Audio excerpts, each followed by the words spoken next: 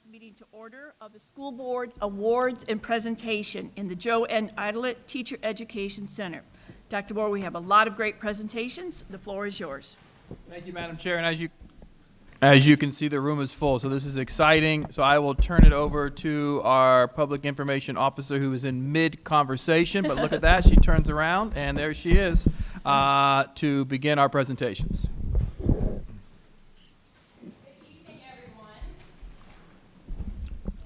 Good evening. Thank you, Dr. Moore. It's so nice to see everyone here tonight. We have a full house. We have a lot of students to recognize tonight, and I was just working out some last-minute logistics with Mr. Tuttle, who I will invite to the podium right now. We have some very special recognitions about our Christmas card contest. Mr. Tuttle? Great, thank you. For the past 21 years, our law firm has had a card contest for the exceptional student education students in elementary schools in Indian River County. And each year we pick one artist drawing to go on the cover of our law firm's holiday card. And this year, Kristen tells me she invited a bunch of people. We recognize, first of all, this year we had the most entries ever. We had 151 students enter our contest. Every student who enters gets a $10 gift card to the Vero Book Center.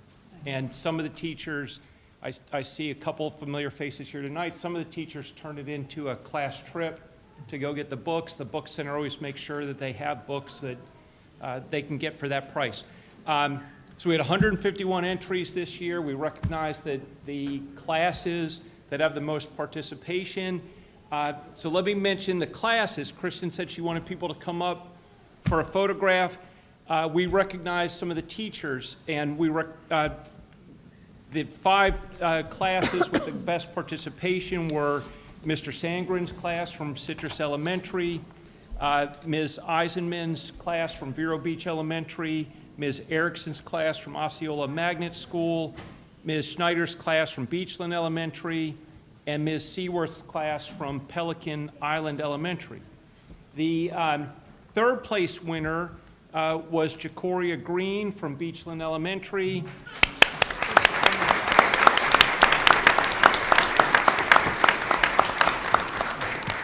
The second place winner was Lincoln McLean from Citrus Elementary. Lincoln's brother won. Lincoln's brother was our winner last year. Wow. So talented family. And this year's winning artist is Lucia Brizio from Vero Beach Elementary School.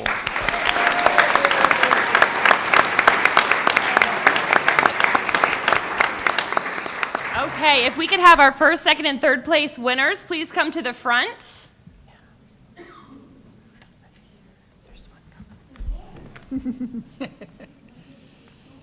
Love her dress. Congratulations. There you go. All right, all right.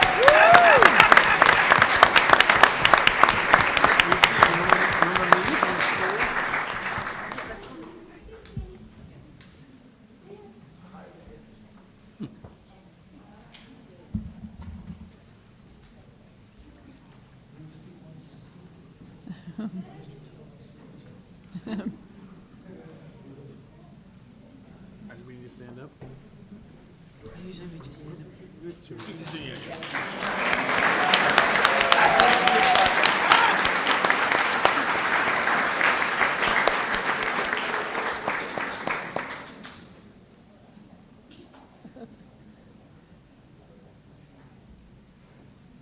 Proud administration. Oh, wait, don't go.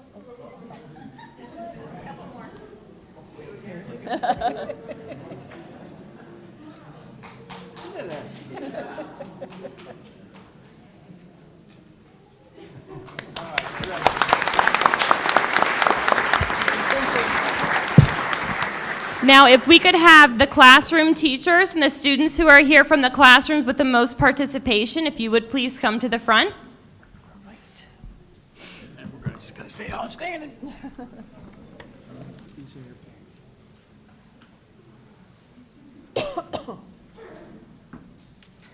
Come on.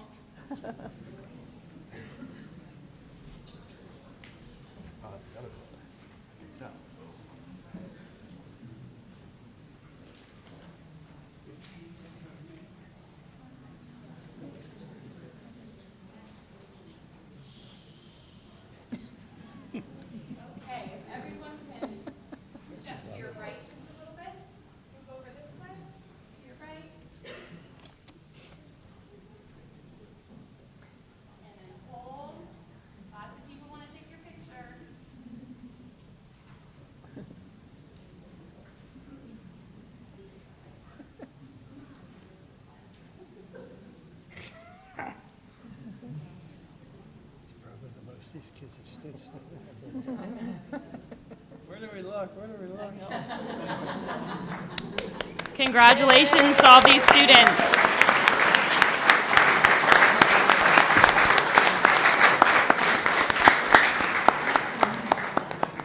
Did you get to the superintendent's office? I went to the prison. Did you? Okay. Thank you, Mr. Tuttle. I have to go. I've been at the whole history. Yeah, Nancy is talking about it. I missed it though. Okay, everyone. Next, we have our next large group of students here, which are our athletes from the high schools. Tonight we will be recognizing our state finalists for Vero and Sebastian River High School. And Mr. Seymour regrets that he cannot be here tonight. He would like to thank the SDIRC athletic directors, coaches, and our outstanding athletes for all of their hard work. So I would like to welcome Athletic Director from Vero Beach High School, Mr. Lenny Jankowski, to the podium, please.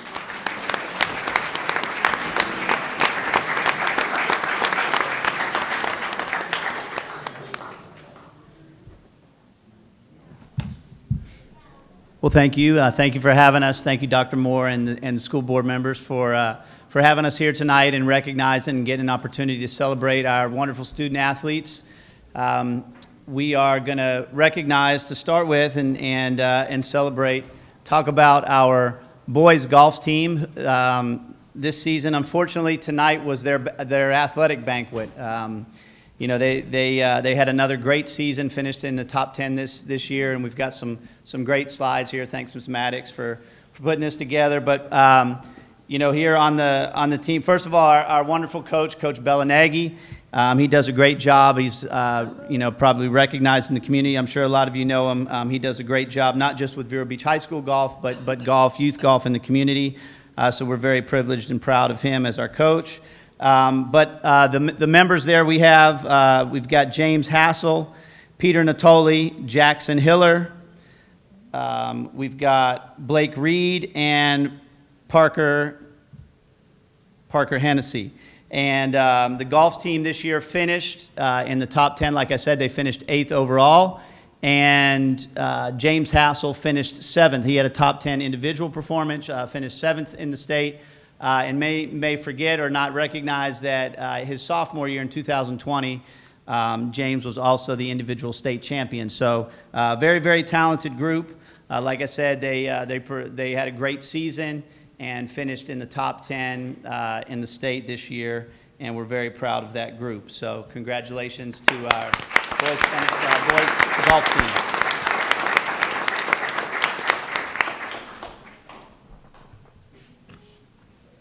Next, I think on your list we have I'm going to introduce Coach Jeremy Pohl, and he's going to come up and talk about our girls bowling team.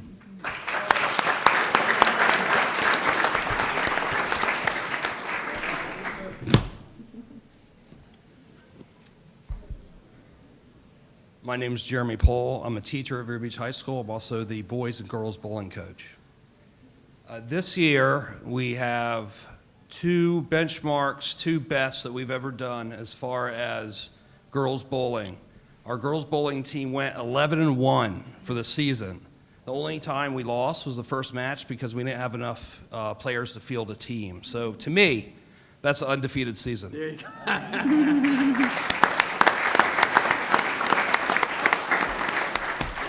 Also, for the first time in school history, maybe Indian River County history, but I don't know how to look up those records, the girls bowling team won the district championship out of 12 teams. And we went to states and got a few days out of school, which, which I didn't want as a teacher. But the student athletes enjoyed those. So, that's the wrong list. I shouldn't need a list with the girls' names on it, but I wrote them down anyway. Oh, thank you. Because there's only 6 of them. But we have 3 bowlers that couldn't make it due to obligations: Lily Hill, Skylar Cade, and Samantha Baldo. We have 3 that did. And as I introduce them, if you don't mind coming up, Jasmine Williams, sophomore. Caitlin Vargas, sophomore. And Angeli Ataide, another sophomore, and first team all-area bowler last year. The list should come out over the holidays, so we'll see. So I'll spare you the long speech, and we'll just say congratulations, girls. They're all coming back next year, so hopefully we could repeat. Thank you.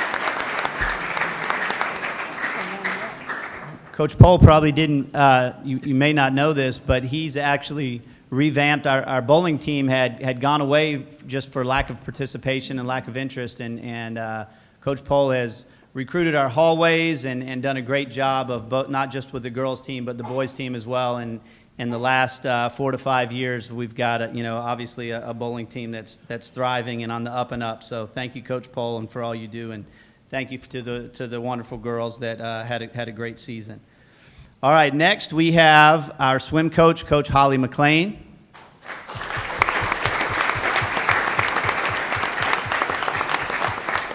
This is Coach Holly's first year with us, and she's done a great job, so very excited to have her and introduce you to her. Thank you for having us. Thank you for being here. It's wonderful. Obviously, yes, Lenny says my first year, so getting experienced and learning all these new things, especially talking in front of all these wonderful people. So thank you for being patient with that. We had 2 swimmers this year make our state team, and they had a great season. One of them was a district champion, regional runner-up. And also, Henry was also runner-up. I'm going to introduce first Henry Hazel. He's a junior this year.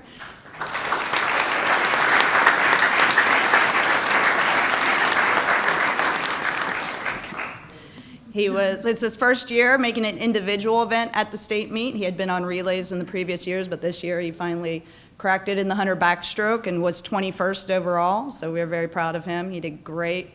Our second recipient, our state finalist, was Madeline Shields. She was a senior this year. Madeline was a district champion, a regional runner-up, and then she qualified for 2 events at the swimming championships. She was in the 50 freestyle, where she placed 12th overall, the best time by over a half a second, which is a lot in a 50 freestyle. And she also was 9th in the 100 butterfly. Her time overall would have placed her 6th, but when you go in the morning, you can't jump into the top 8 at night. So she would have been 6th, but she was the fastest 6th. But she ended up 9th overall. These are also great student athletes. Madeline has a 4.3 GPA. Henry has a 4.4, a little closer. And I just like to say, as far as swimming goes, these kids train up and over 20 hours a week, before school, after school, on the weekends, dry land on their own time, all for, comes down to 20 seconds, 30 seconds, 40 seconds. So it's a lot of hard work, and to get to this level, it takes a lot of training and courage. So I'm very proud of them and how they did this year. So congrats, guys.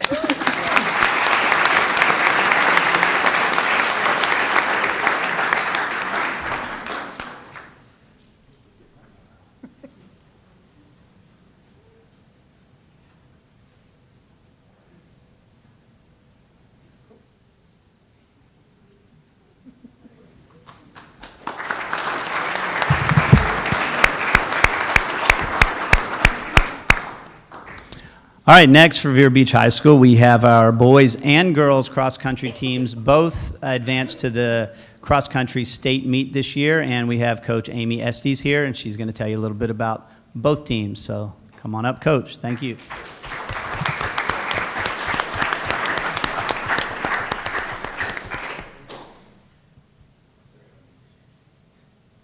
Good evening. Thank y'all for having us today. I actually started teaching at the high school the day before students came.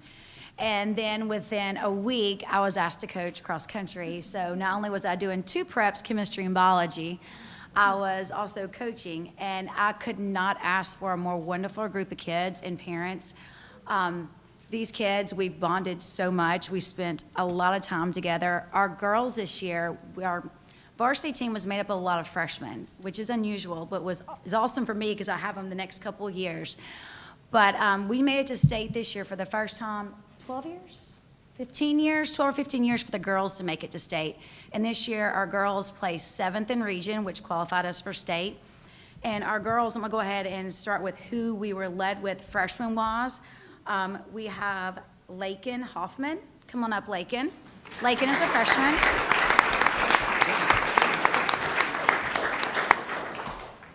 And then secondly, for freshmen, we have Gracie Fleming.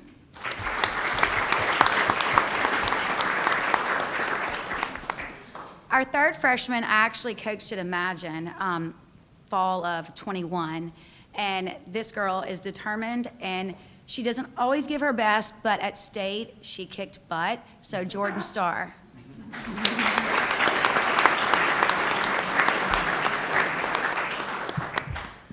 One sophomore that couldn't be here is Anna Cobb, and she was usually our second or third runner, and she is a sophomore, and she's at charter. And then another junior that couldn't be here tonight was Liliana Elliott, and she was usually our second runner if it wasn't Anna. And lastly, one girl that is kind of like me, for cross country, you have to be headstrong. You have to be determined, and you have to be intrinsically motivated.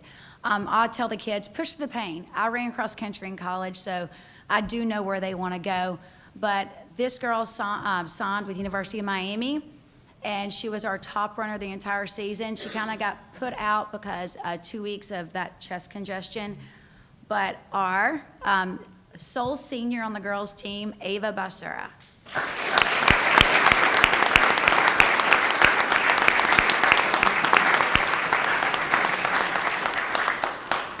And I have to thank all of these girls and their parents, but Ava is right now stepping up and mentoring some of our younger ones, which is what we need.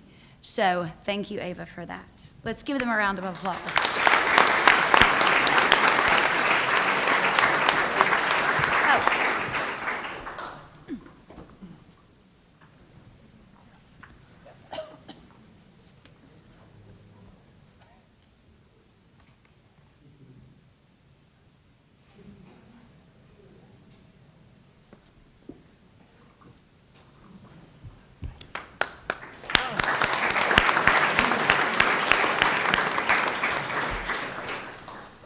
Now for our boys team.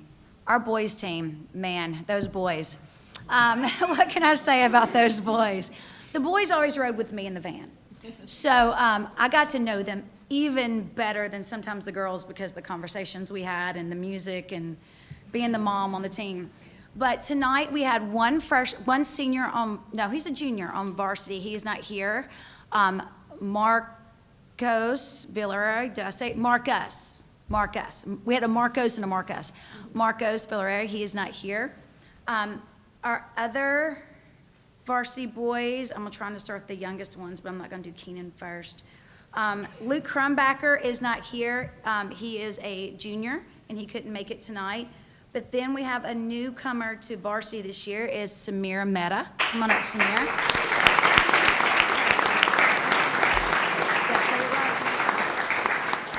Samir had some injuries, and he didn't realize, you didn't realize you're going to get varsity this year, did you? We do varsity, I do varsity by that effort in practice, and then there are race times from the preceding race. So Samir made it after being out injured for about 3 weeks, so that was a very good job there.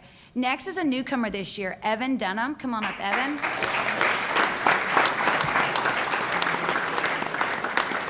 Evan was our consistent third runner, and if you don't understand cross country, they take your 5 top runners, how they place, and usually third helps, fourth and fifth helps. So with these, all these kids helped a lot. But Evan usually ran what, sub 17 most races? 17:10. So good job there. My last 2 guys that are here tonight, is Sage Morrow and Keenan Wheeler. Come on up here too.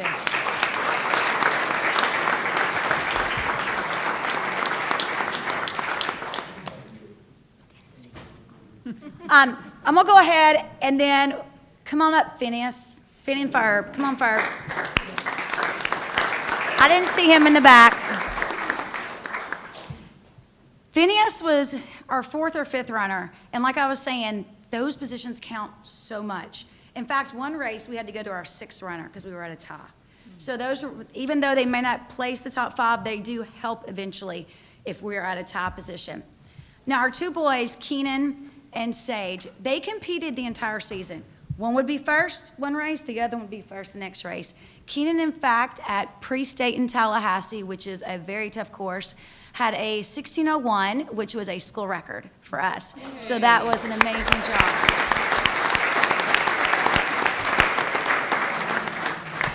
Then at regionals at districts, Sage, in the middle one, right, one with the Vero showdown, Sage won our districts this year, which was incredible.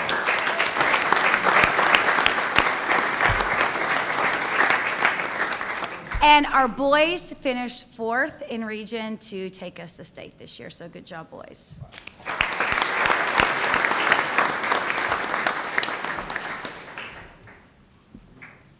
they state champions? Are they state champions?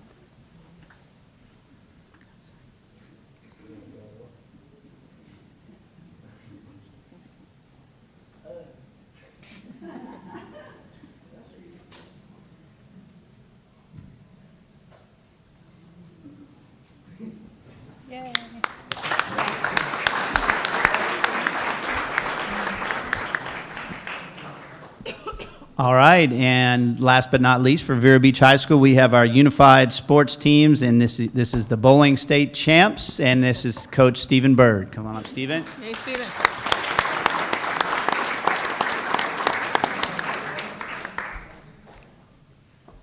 All right, how we doing tonight? All right, just want to say thank you, a big shout out to the girls bowling team. And especially Coach Pohl. He doesn't realize, like, once a week we would practice with them, and like that really built the confidence with our team, and it really helped us.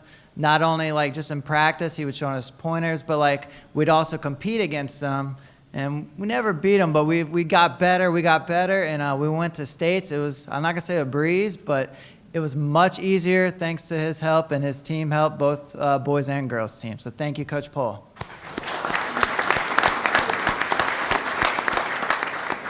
Unified, if you're not familiar with it, it's a mixture of students with disabilities and without. It's like a little branch of the Special Olympics.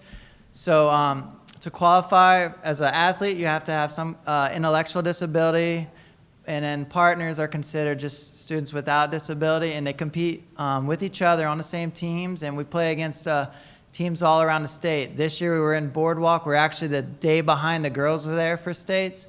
And we competed the same place that FHSAA is going on, and it's if you've never been to a bowling event, it's very intense, and I think baseball and football parents are crazy.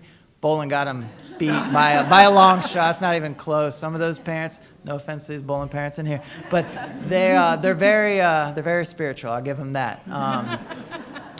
But it's a lot of fun, and with Unified, our school, they don't have to fork over a dime other than a substitute here and there. They Unified Special Olympics pays for everything, so it's we're very grateful to have that. So now I want to introduce our team. I'll start off with who I can see first. We got Noah Molina.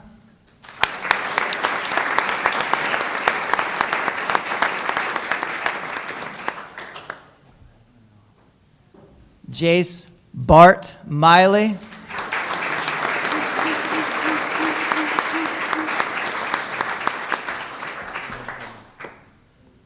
Tyrell Baskins.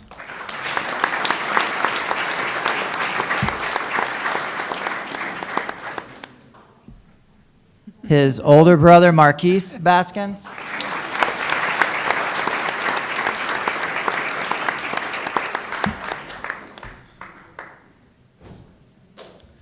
Paul Paris.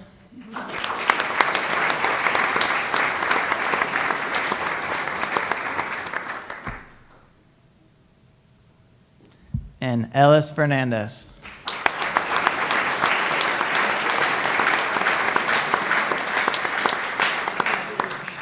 Also in Unified, we have another coach. We don't have a head coach. We got 2 assistants or 2 heads. It's Mr. Todd Wood. Big shout out for Mr. Todd Wood.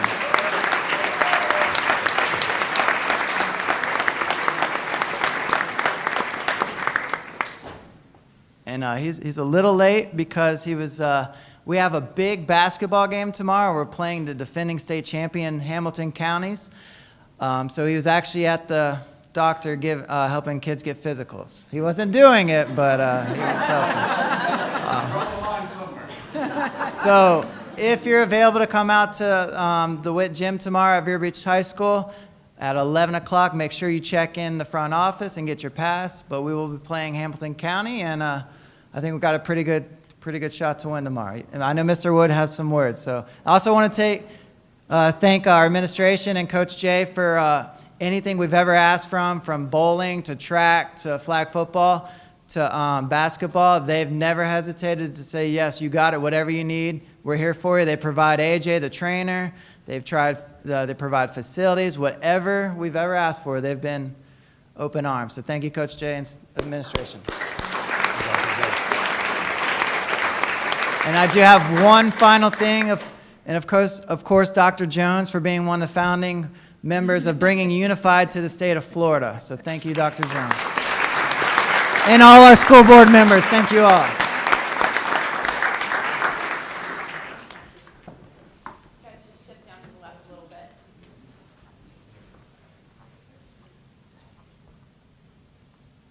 State champs.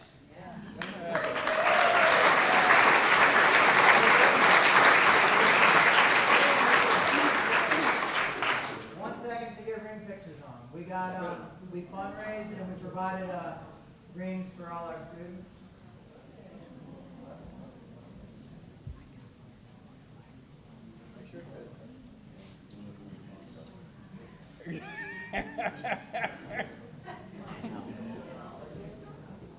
Show them off. Show them off. That's so cool. There you go.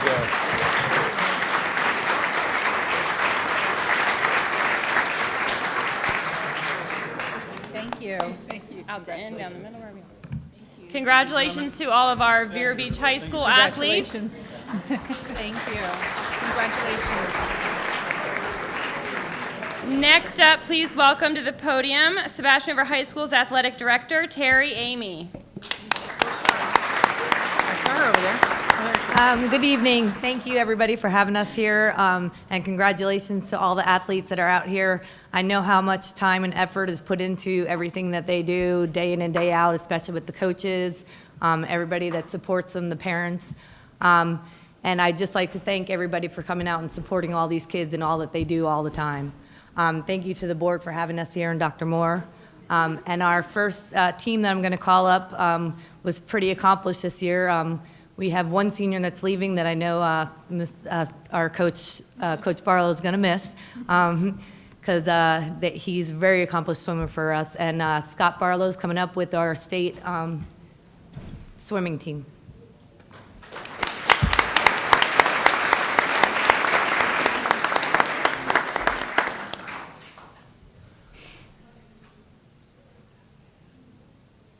Good evening. I'd like to thank Dr. Moore, board members.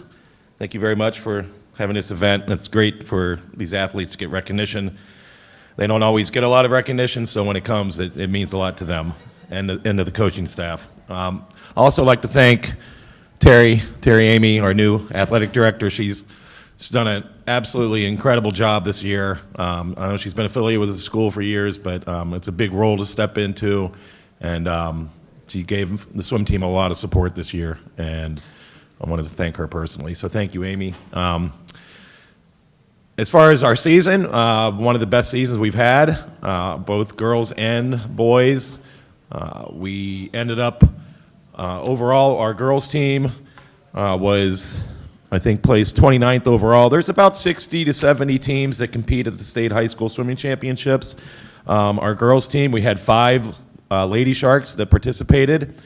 I would like to bring them up right now first. We'll do the ladies, so if you can step up here in the front, then I can ask you to step forward as I recognize you.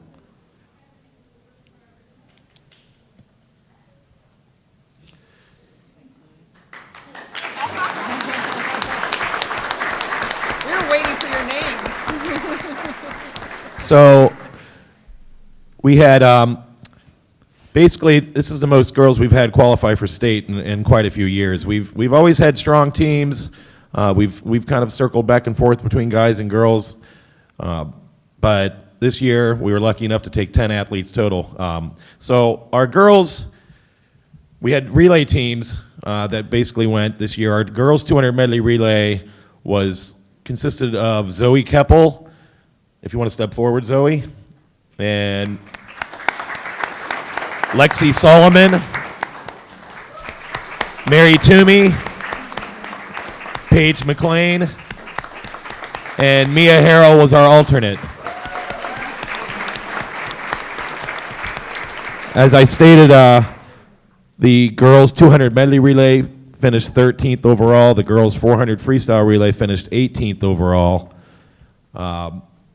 Individual qualifiers, we are here. So many swimmers, I lose track of them. But Mary this was her second, she's a sophomore. Mary Toomey, if you can step forward. Mary's a sophomore.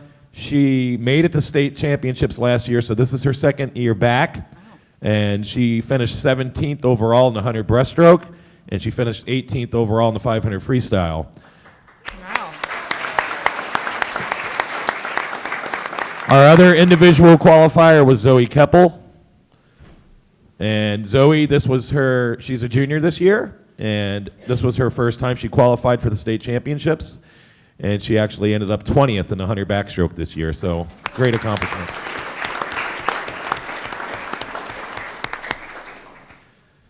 Okay, I'd like to have the girls if you can maybe just slide down a little bit and have the guys come up and we can have the whole team. If the gentleman would like to approach the stand, please.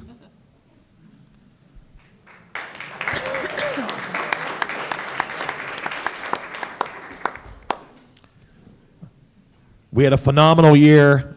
We broke several team records this year, and we have a very, very good history of swimming with fast times and fast swimmers. So to break team records is a pretty big accomplishment. Our boys team won the district championships. We were third place at the regional championships, and we were 7th place overall at the state championships as a team.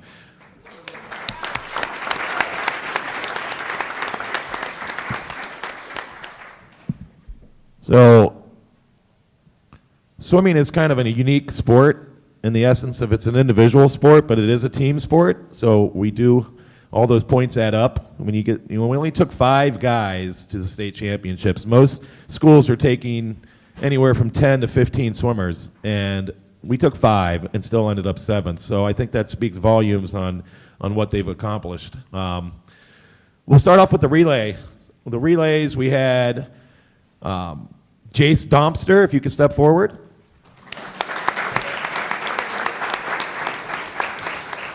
Nash Fuller. Mitchell Ledford. And Lewis St. Petery. All right, that was the 200 medley relay, and they finished 3rd overall with a new team record. And if Lee St. Petery, if you want to step forward, the relay team, the 400 freestyle relay team of Mitchell, Lee, Jace, and Lewis finished 6th overall. So top finishes there. Okay, you guys can step back, and I'm going to call out the individual qualifiers. We had 2 individual qualifiers this year for boys. This year, this young man was the first time he ever qualified for the state championships. He was so close this last few years. And I'd like to introduce Nash Fuller to step forward. Nash ended up 17th in the 100 breaststroke. He just missed qualifying for finals at night. by 3/100ths of a second, so that's how close it is in swimming sometimes. It makes a difference. But he did a great job for us on the relay and the individual events, so congratulations, Nash. All right, our next young man, if you can step forward, I'd like to introduce Mitchell Ledford.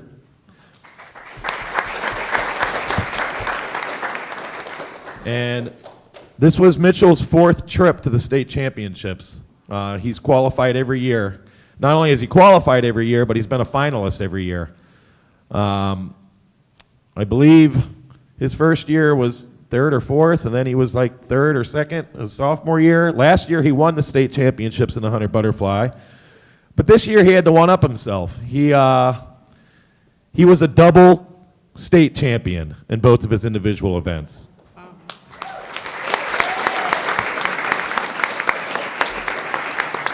He was a All-American in both of his individual events.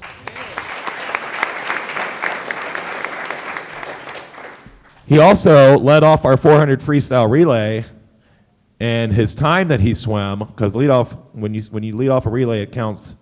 So his leadoff counted towards an All-American swim too. So he had 3 All-American swims. That joins 7 All-American swimmers that we have at Sebastian River High School over the last 15 years. So congratulations, Mitchell.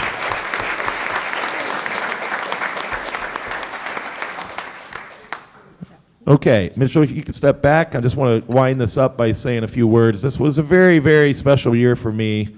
The team bonded so well, and everybody was just really on at the regional meets and the state meets. And swimming, you've got to taper at the right time. You've got to click. Everything's got to come together on the relays. And these guys just put together a performance that made me smile, smile, smile. So you guys, very proud of you. Swimming, we have a unique situation. All these kids train with the Vero Beach High School swimmers too. Not only that, but my wife, who was up here earlier, Holly, coaches the Vero Beach High School team. So it was kind of like having the Hatfields and the McCoys this year with the whole, but there was peace in the household. We all want what's best. We all want the kids to succeed on the highest level. So it was really a fun, special year for me, knowing that the crosstown rivalry was somebody very special to me. So congratulations, Holly. I like to just shout that out as well. And to wrap things up, we do with our club team and Madeline Shields, who she's a senior this year. She's going off and she will be swimming and continuing her swimming career at Tulane University. She just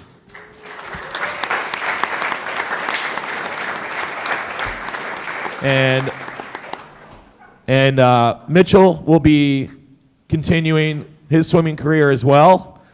Just as a tidbit, I'm not sure if you know the extent of the accomplishment that this young man has done, not only in the high school realm, but he was a national champion this summer for 18 and under out in California for the 100 butterfly. Last summer he made the Olympic trials, and he also made an international travel team to Vancouver last summer and was on Team USA junior team.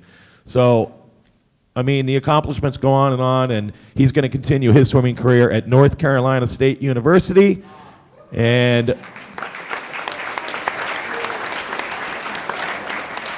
as Holly said, these kids put in a lot of time, a lot of effort, a lot of cold mornings to dive into the pool when it's 5 o'clock and it's dark.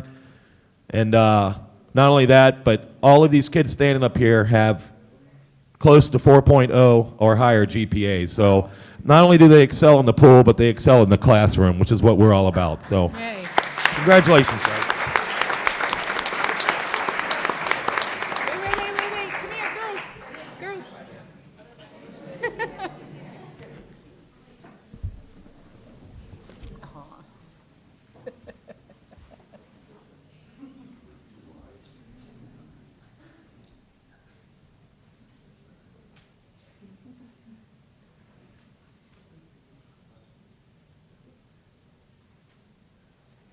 Very proud parents. Yay. Congratulations, everybody.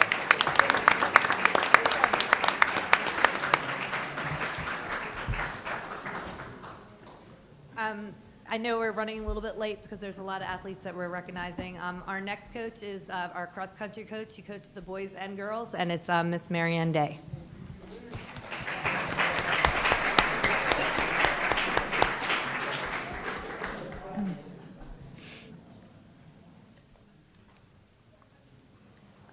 Good evening. Thank you so much for this opportunity to recognize these young men.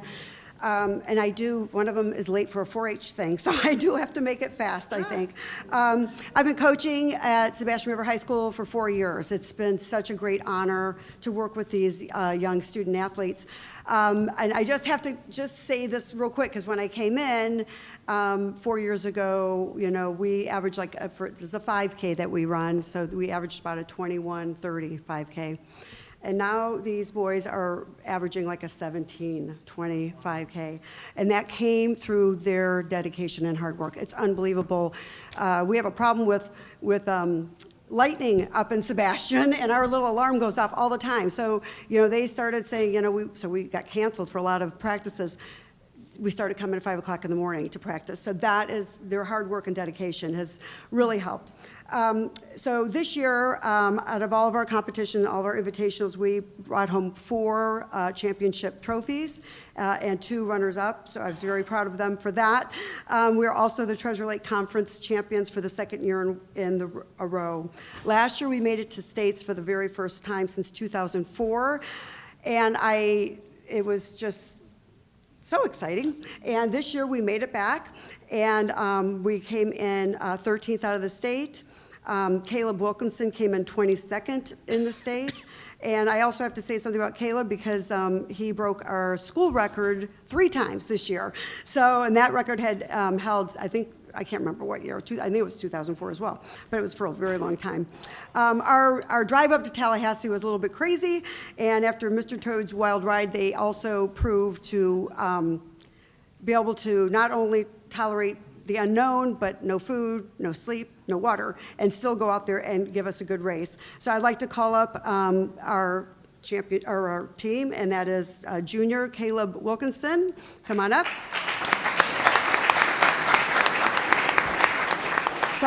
Sophomore Colton Rossano.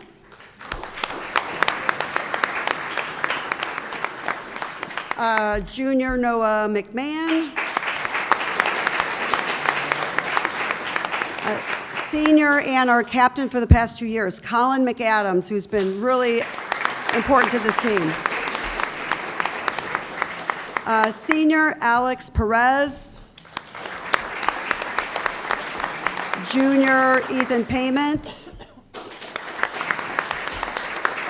And junior Connor McAdams. One last thing I wanted to say about Alex and Connor are they were both really kind of new to the team this year.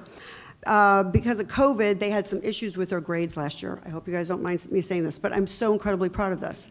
So they didn't make the team last year because of grades. They never missed a practice, however. They continued to practice with the team the entire year.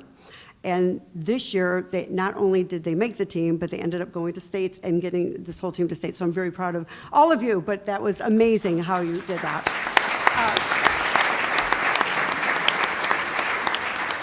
And the last thing I do want to say is I do want to thank Coach Amy, because we've been through a few ADs since I've been there, and you have been amazing. The support, it makes such a big difference when you have the support of someone who thinks your team is a rock star, rock stars. Well, then we begin to believe it and prove it. So thank you very much.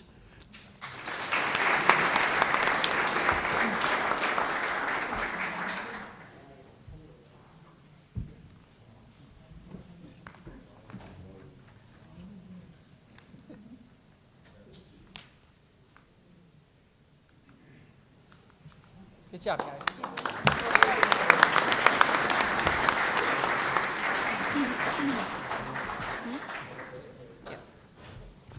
Okay, again, congratulations to all of our athletes. We do have just a couple more presentations tonight, and we would like to recognize our organizations over the past couple of months that we have honored with our Casual for a Cause fundraising. The first organization is the Youth Sailing Foundation of Indian River County. And I believe tonight we have Stuart Kyler, Executive Director, and Julia Butterworth-Linus, Associate Executive Director. Are you in the audience with us? Thank you. Come on up. And our students and teachers and staff members together raised $2,418.92 to donate to the Youth Sailing Foundation. So thank you very much. We have a big check for you back here.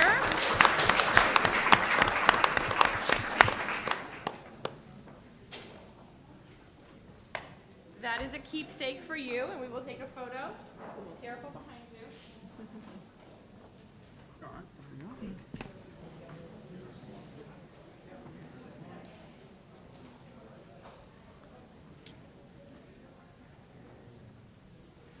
Thank you very much for being here with us tonight. And Storm Grove Middle School had the highest total of donations at $406.60. Good job, Storm Grove. So thank you. And our November Casual for a Cause was the Veterans Council of Indian River County with our special guest Cynthia Ryan, the Executive Director. She's here with us tonight. Yes? And our total donations from Casual for a Cause were $1,912.32 for the Veterans Council of Indian River County. If you all would like to come up. And again, Storm Grove had the highest total of donations with $368.70.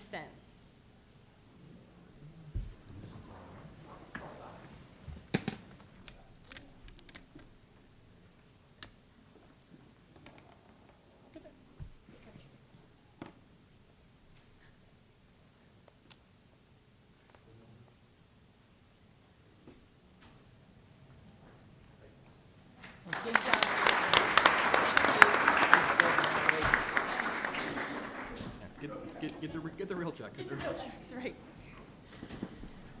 Okay, next I would like to invite Miss Ginger Burnell to the podium for our Florida School Counselor of the Year presentation.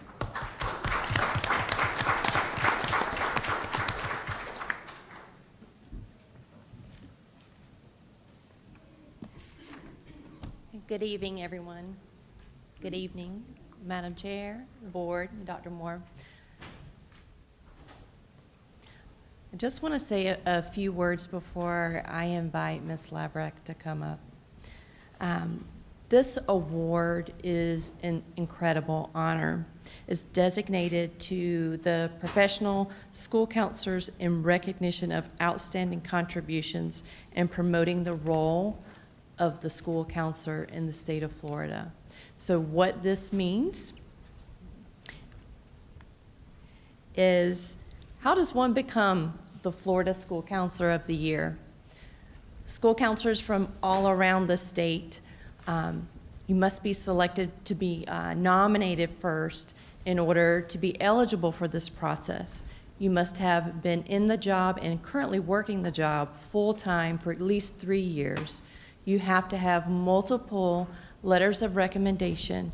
And not only that, you have to put your money where your mouth is. You have to be able to have the data to support your school counseling program.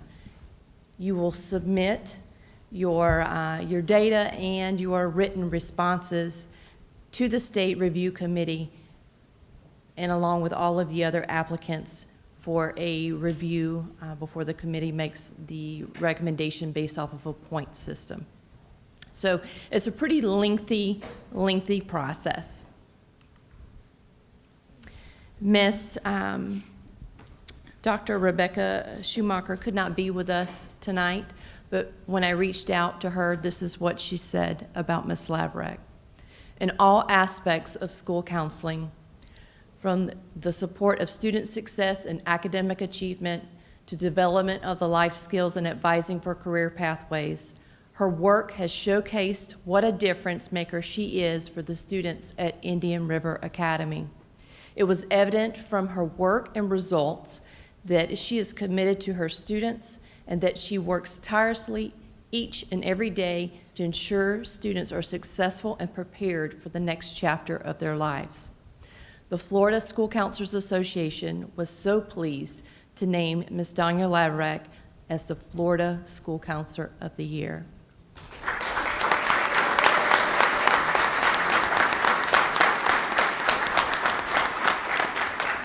So I would like to invite Ms. Lavreck up, and while she's coming to the podium, what happens next? What's happening is that at this moment, the Florida School Counselors Association is submitting Ms. Laverack's name to the American School Counselors Association for her name to be placed in nomination for the national level of School Counselor of the Year. I don't know, like how many times can I say school counselor? But it is a huge, huge honor because next fall we'll find out, Ms. Laverack will find out if she is a national finalist. And if she is selected as the ASCA National School Counselor of the Year, she will be invited to national speaking engagements. So at this time,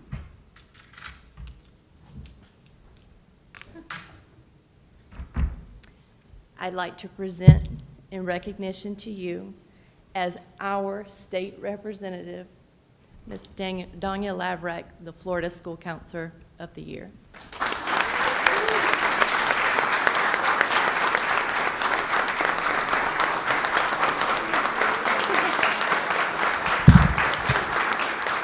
Thank you. Thank you very much. First, I just want to say thank you to the board and Dr. Moore for having me this evening. I'm truly honored to have received the award for Florida School Counselor of the Year. This award actually really also belongs to the 430 students and families that I serve at Indian River Academy and our district school counselors because they are doing an amazing job at all of our schools here. From the time I found out that I won this award, I felt an array of different feelings: gratitude, grace, recognition, and appreciation. I am truly inspired by the unlimited potential that all of our students have, their hope to dream big, strive to achieve their goals, maintain resilience, and become our district or future leaders to change our world. I'm excited to represent our district and state, and I hope that this empowers other school counselors to always advocate for the role. Every student deserves a school counselor that always believes in them. Thank you. So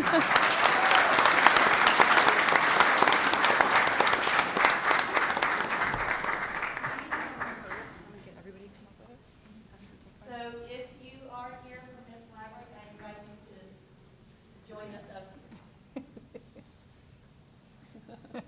They'd rather take pictures of her. We will make sure the photos get out, don't worry. We'd rather have you in the photo.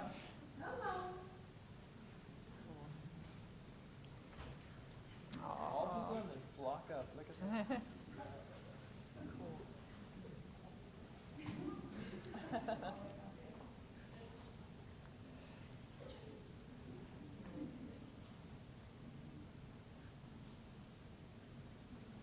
Congratulations.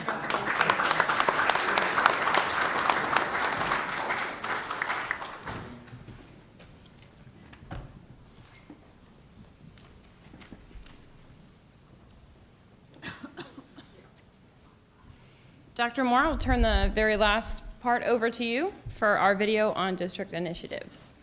And I will actually yield the mic to Ms. Rosario, who's going to present this month's initiative, or previous month's initiative, actually. Yeah. Do we have a video, right? Yes. Okay.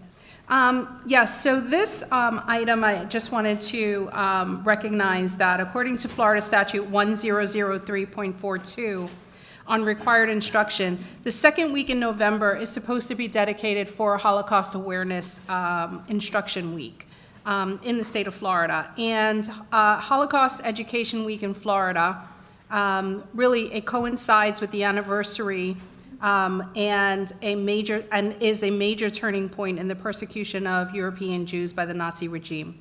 This year, our students participated in classroom and campus activities provided by the Florida Department of Education Commissioner's Task Force on Holocaust Education, which taught our students about the Holocaust in the manner that was clear and concise for students, parents, and teachers to understand and provide students with a deep understanding of anti-Semitism to help eliminate anti-Semitism altogether.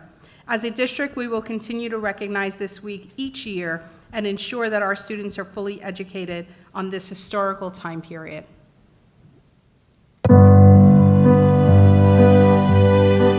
Holocaust Holocaust Education Week in Florida is held annually during the second week in November. SDIRC students learned about the Holocaust and the dangers of hatred and bigotry through stories and class discussions. We will continue to teach our students to have compassion and empathy for others.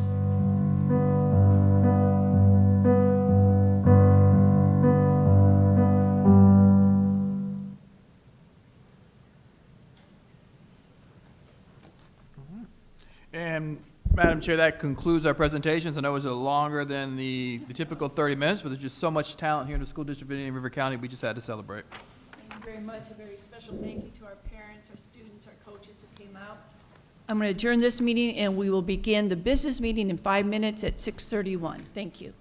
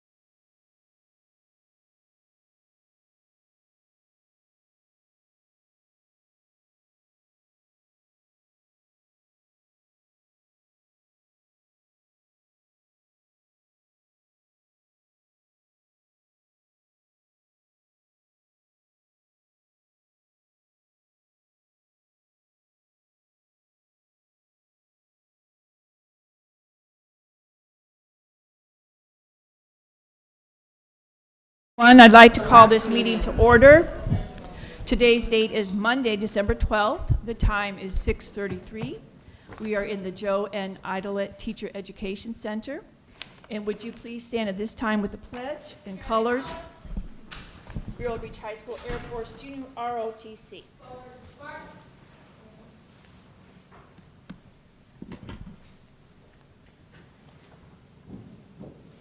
Team up, left face, present colors. Ladies and gentlemen, please join me in the Pledge of Allegiance. I pledge allegiance to the flag of the United States of America and to the republic for which it stands, one nation, under God, indivisible, with liberty and justice for all. Order, colors. Pose.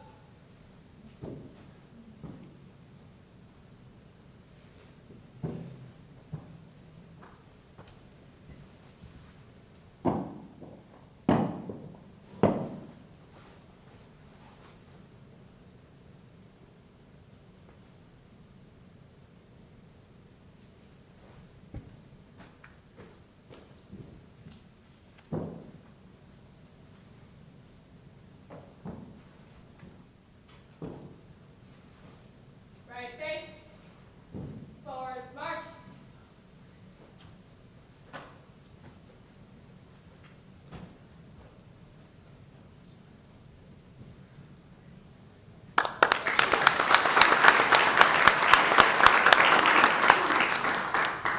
Thank you very much, Vero Beach High School.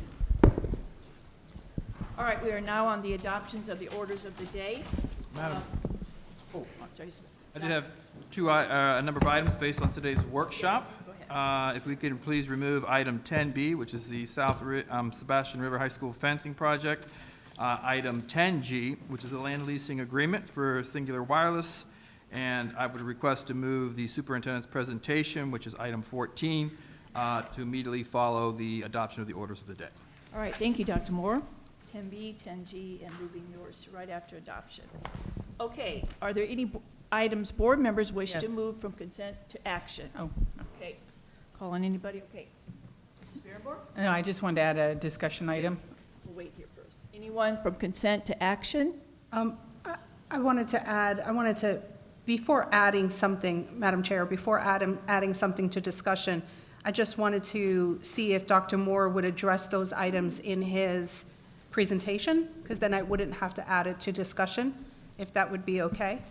Well, I'll leave that up to Dr. Moore, but I know he said at the workshop today, he was notified it wasn't put on there. So, Dr. Moore, what is your No, pleasure on that? But he doesn't know what the items are yet. Yeah, I don't know. So it was the attorney's evaluation update, just the update on that where we were.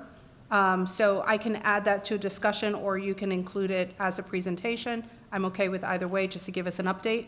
Absolutely. And the other one is the NAACP work group update. If you can give us an update on that. Again, I can add that as a discussion, or you can include it. Either way, I'm okay with that. It's I up to can you. do both during my presentation. Awesome, thank you. Madam Chair, Yes, go ahead, Ms. Berenborg. could you add safety as a Yes. discussion item? That's what I was trying to say. Thank you. Safety, all right, NAACP, meet Wednesday night, all righty. Any other changes? All righty, thank you very much. And now we are at citizen input, and I'm going to read, I'm sorry, have a motion, go ahead, I'm sorry, motion to amend the orders of the day with our discussion items. I'll call for a motion. Okay, a second? Second. Thank you, Ms. Berenborg and Mr. Berenborg.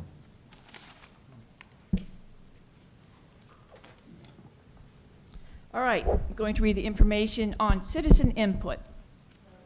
Vote. I'm sorry, We take have a to vote, I'm sorry.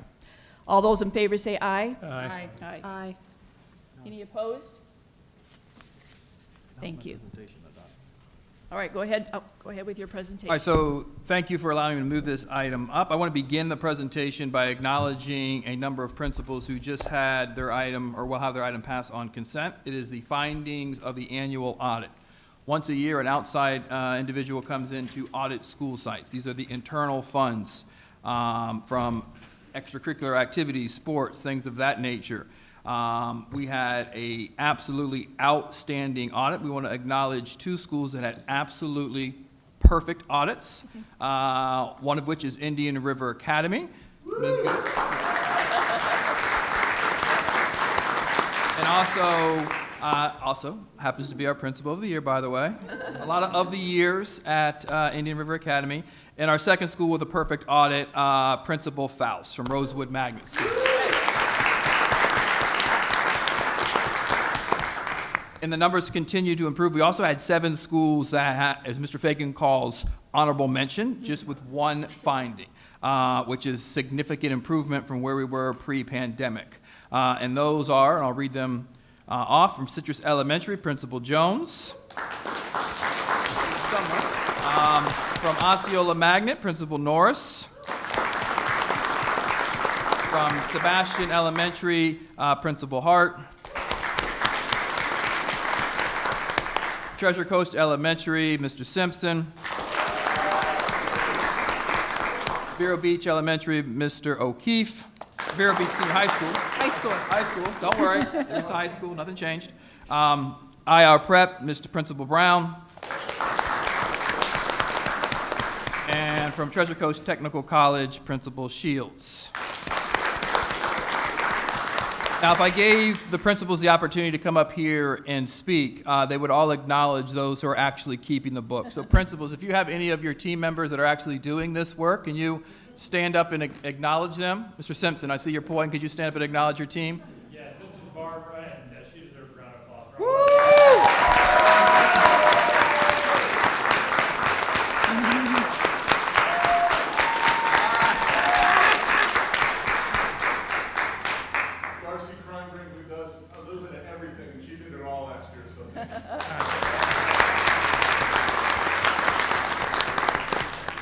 Shields. She's awesome. I don't know what I'd do without her, and we're coming for you with 0 time. All right.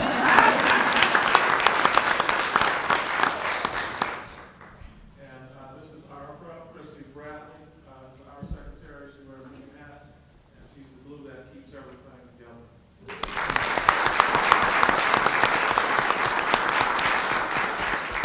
Certainly thank the principals and the Oh, we got one more. Oh, and we have one more. Dunson, I call her Principal in waiting, Dunson.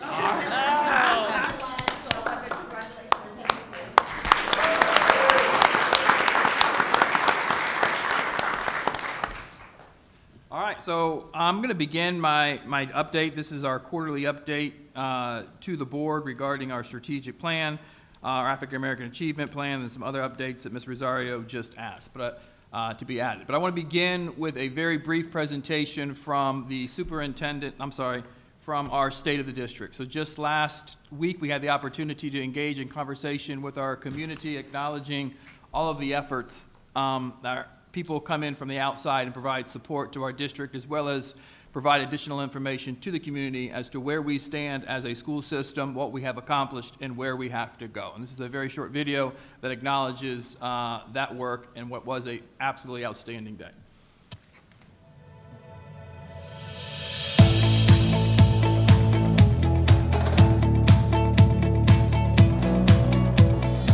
Today was the opportunity not only to share information about our school district, but to connect as a community and build relationships on how we can work together to ensure that we have world-class education for all the students here in Indian River County. We have so many heroes that are in our town who are giving to our community, to our students. They do it out of the love of their heart. Sometimes they do it with absolutely no compensation.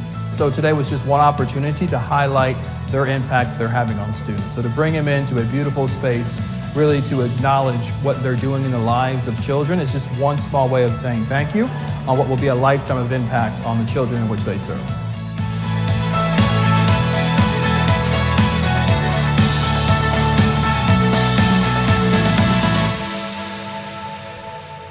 Promised you it was short. And we had to move. Last year we had that same presentation and we did it at the where the county commission has their meeting, and we were jam-packed in that space. We had over 300 people at this event, so it was absolutely a great program and a great way to engage our community. So as soon as Brooks gets this up, all right. So as we go through this presentation, that's not that big.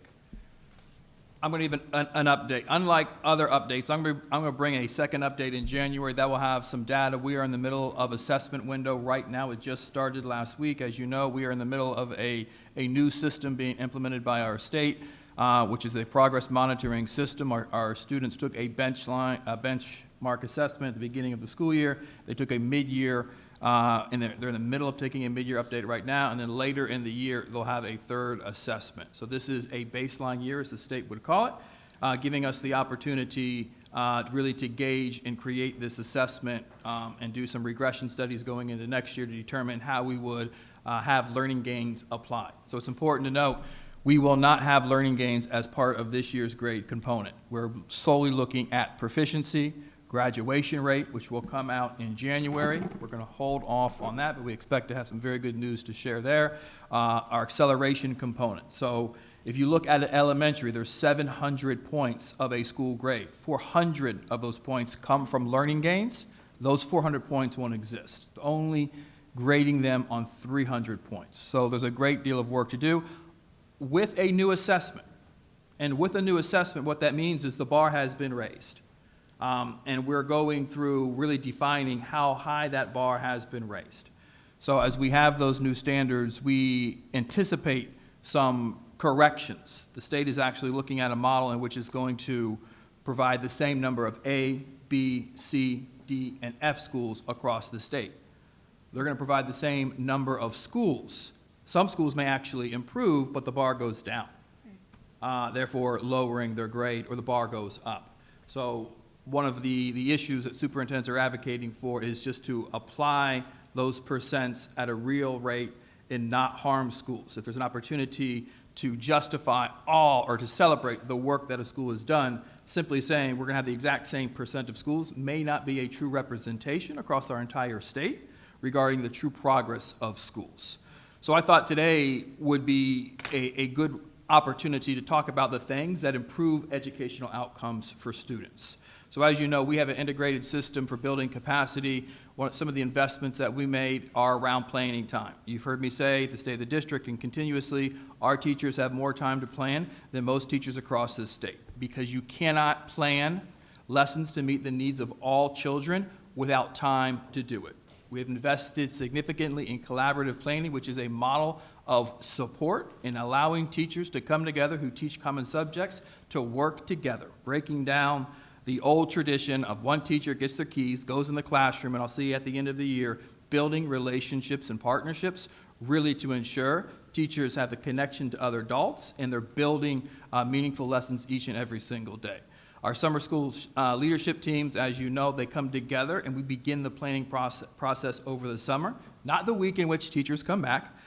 We go through an exit process at the end of the school year, and then over the summer we begin creating their plans to ensure that we do have meaningful, continuous improvement taking place. Throughout the year, we are always monitoring. So we're looking at what we call impact reviews. Those are opportunities for the support team to go in, work shoulder to shoulder with the school support teams, and really look at the reality of instruction and problem solve in order to ensure we are daily improving the quality of instruction. Our dashboards, as most of you have seen, are dynamic in nature. We probably have 60, 75 different dashboards. We have data at your fingertips and allows teachers and school site teams to make decisions in real time. We have not waited just to get these results that we're taking in December. We're assessing students and making corrections and modifications based on what we're seeing. District school site visits by district leadership team. Just not visits, but aligning shoulder to shoulder to help and support in doing the work. And then district data reviews on a monthly basis. I'm sitting in, two different meetings a month. Once with the senior cabinet and cabinet themselves, really looking at the data as a whole, looking for trends, looking to shift or modify instruction, and at the same time individually and looking at deeper levels of data to ensure that we are consistent in implementation. We are all about support. Instructional coaching cycles, which we're going to talk a little bit about, data coaching, new teacher mentoring, leadership academies, Moonshot Accelerate, our acceleration team. Really, we as a district have shifted from what I would say an I gotcha approach to this work is hard, this work is complex, and how do we do it together in an environment that allows us to explore the complexities of doing this work, ultimately to ensure at the end of the day, every student is allowed to maximize their full potential.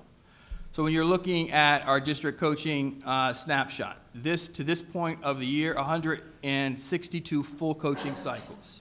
That is soup to nuts, from the planning of the lesson, the observation of a lesson, the co-teach of a lesson, feedback of a lesson. This takes a teacher all the way through the entire process with an instructional coach, shoulder to shoulder, gradually releasing the responsibilities to build the capacity of that instructional coach. Many coaching cycles may be on one specific strategy. I need help in doing my whole group. I need help in doing the different rotations. So it's a piece of the class time, a segment of the class time, or a strategy that's woven throughout the instructional lesson. And then 778 teacher assistants, that may be with one specific strategy or one transition. So we're looking at and monitoring the things that bring about change in terms of classrooms, and really ensuring if those things are happening, we know at the end of the day, the quality of instruction is going to improve, the outcome for children is going to improve. When you're looking at our data walkthrough snapshot tool, this really looks at the amount of effort that we've put in. So we've had 181 review walks, 407 informal observations, 588 walkthrough observations. This is evaluating what we're seeing. What we're looking for here at board is those high yield strategies that are in fact 100% connected to our district's strategic plan. So when you look at some of our areas of strength, collaborative planning, learning environment, standards-based instruction, are we teaching the standards established by the state? We're still looking to enhance the level of monitoring, which is continuous feedback and really at a school site level, as well as differentiating instruction at all levels for all students. Those are two opportunities for us to continue to improve. But when you look at learning environment, you see an improvement, what was observed in August to October from 53 to 75. That's significant. That's looking at the instruction, holding individuals accountable for the support that's being provided, and we expect to see growth in that key element, and we're seeing that growth, and also evidence of collaborative planning, going from 57 to 77. That is significant. Those are two key areas that ensure that instruction is going to continuously improve. When you're looking at student discipline, so one of the things I did last year, one of the most uncomfortable meetings I had was with the union's executive board, where we sat and we listened to where are opportunities to improve. Some of those opportunities to improve was feedback provided to teachers in real time regarding discipline procedures and ensuring that the discipline is aligned to the behavior itself. And I gave that promise to that executive board, which that those would no longer be issues, and we're seeing significant improvements. What you see on the screen now is the, what is the word that we use now? Return to program. Remember, we had the recidivism debate. We changed it to return to program. So detentions, which is a low-level infraction for a low-level behavior, 16% of those students are returning to that detention program. That progresses into a higher level of discipline. Aspire, which is our alternative to suspension program, only 10% of those students are returning. And then a return to program percent, which is the ALTOS, which is the students in the suspended 0%. But that number would probably grow as we move forward. But we do hold an expectation in regards to behavior. It is absolutely zero tolerance. Students are reminded on a daily basis there are too many people in a building that love you, that care for you, that want to see what's best for you. Get the help, get the support that you need, because there will be consequences for behaviors that are not appropriate. As you know, also connected to our district strategic plan has been shifting how we do community involvement, just not expecting the community to come to us, but for us to go where the community is. So these are some of the events that we have gone through over the course of the year. And you're looking at some of those events. We had 3 ELC, which is Environmental Learning Center, fun day activities where all of the elementaries over these 3 different events had the opportunity to come in, connect, engage, spend the day at the Environmental Learning Center, get a discounted membership for the course of the year. Absolutely outstanding events. We've had 7 Faces events. Many of you have been to these events. This is the opportunity really to connect parents at a school site to outside organizations who are supporting that specific school. And we've done 3 Downtown Friday events. We do every Friday that comes up, except for the last month because we were on break ourselves. And in looking at our instructional staff representation, this is kind of connects to our African American Achievement Plan, our desegregation order, which I'm going to touch on in a minute. Even in the midst of a teacher shortage, we're still able to maintain 11%. As you recall, that number was significantly lower in years past, so we've been able to move that up, which is one of the requirements within our desegregation order, and we continue to hold that. We are one of the districts with the fewest percent of openings in comparison to other districts. I say that in speaking to the other superintendents during the conference last week. We should really be proud of our retention rates to this point in the year in comparison to other counties.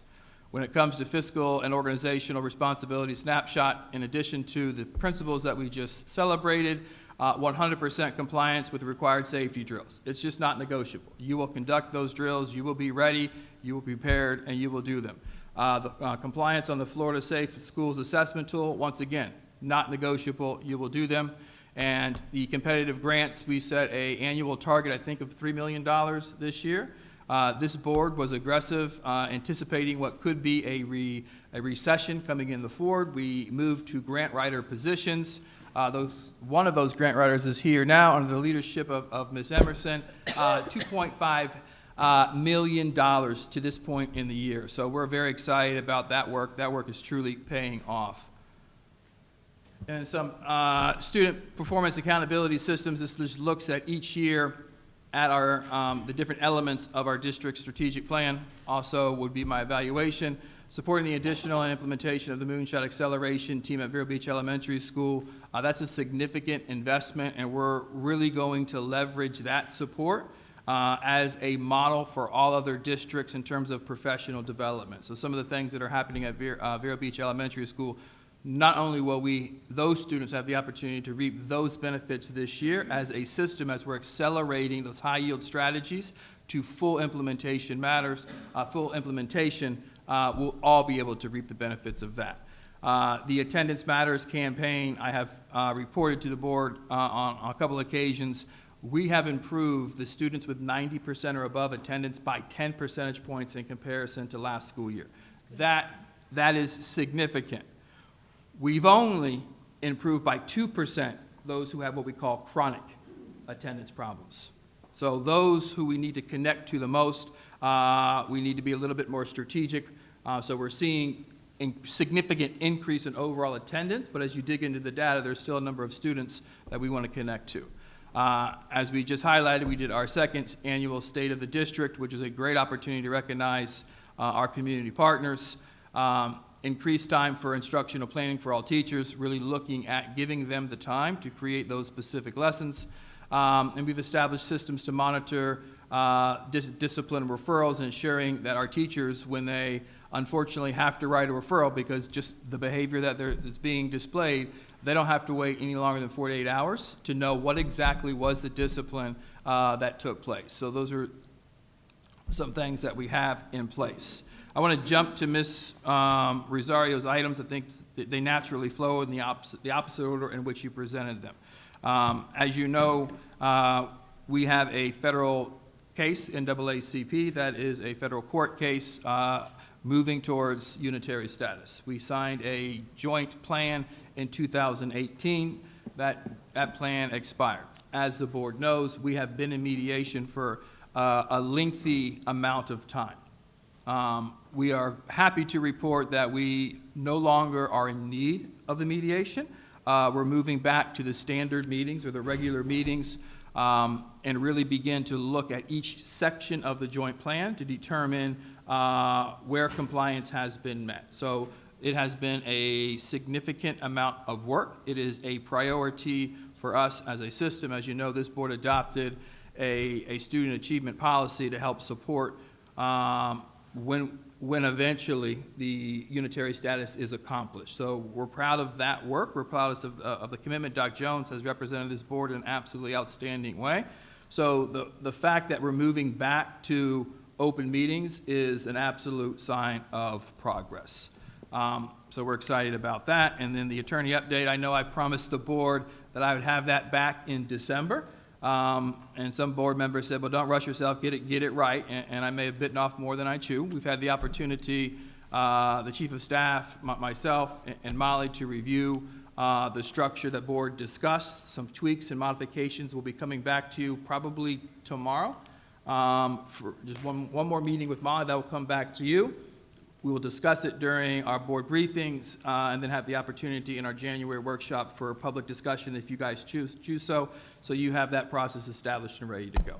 I'm going to close this presentation with the superintendent's art gallery, which was the day. It's been a busy month, but this was a very, very powerful month, and this was a very, very powerful activity as well. Just seeing how the children and the families came to this event was truly, truly special, and it really signifies everything you saw here tonight and everything that this county is all about.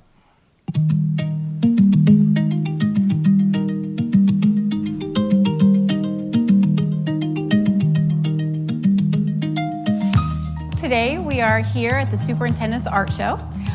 We are featuring artists from kindergarten through 12th grade, including our charter schools.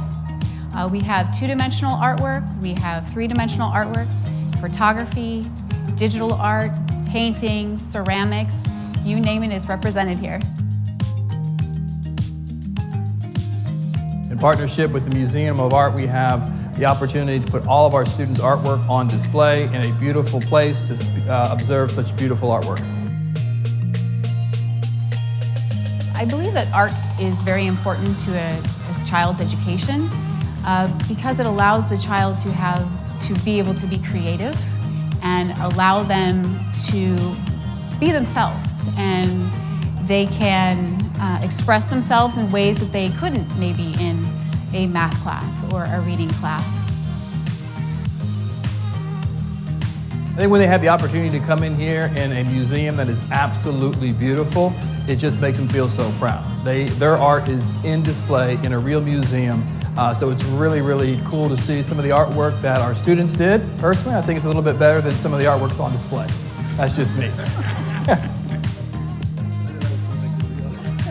We look forward to doing this again next year. Hopefully here at the Vero Beach Museum of Art, they were very kind to allow us to have our show here at this amazing venue and to allow the kids to be able to say that, hey, my artwork was being shown at the Vero Beach Museum of Art.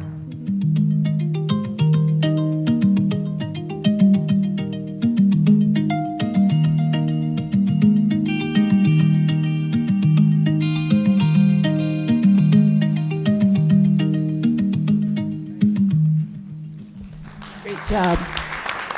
So I know a lot of our community has left, and I have been here for 3 years now, but I really hope everyone understands the presentation for all those athletes, that's not the norm. When you had the opportunity to go to Prism, that is definitely not the norm. The first time I went to Prism, I reached over to Ms. Maddox and I said, there are more instruments in this room than there are in all of Miami-Dade County Public Schools, 326 schools, and I would hold that to be true.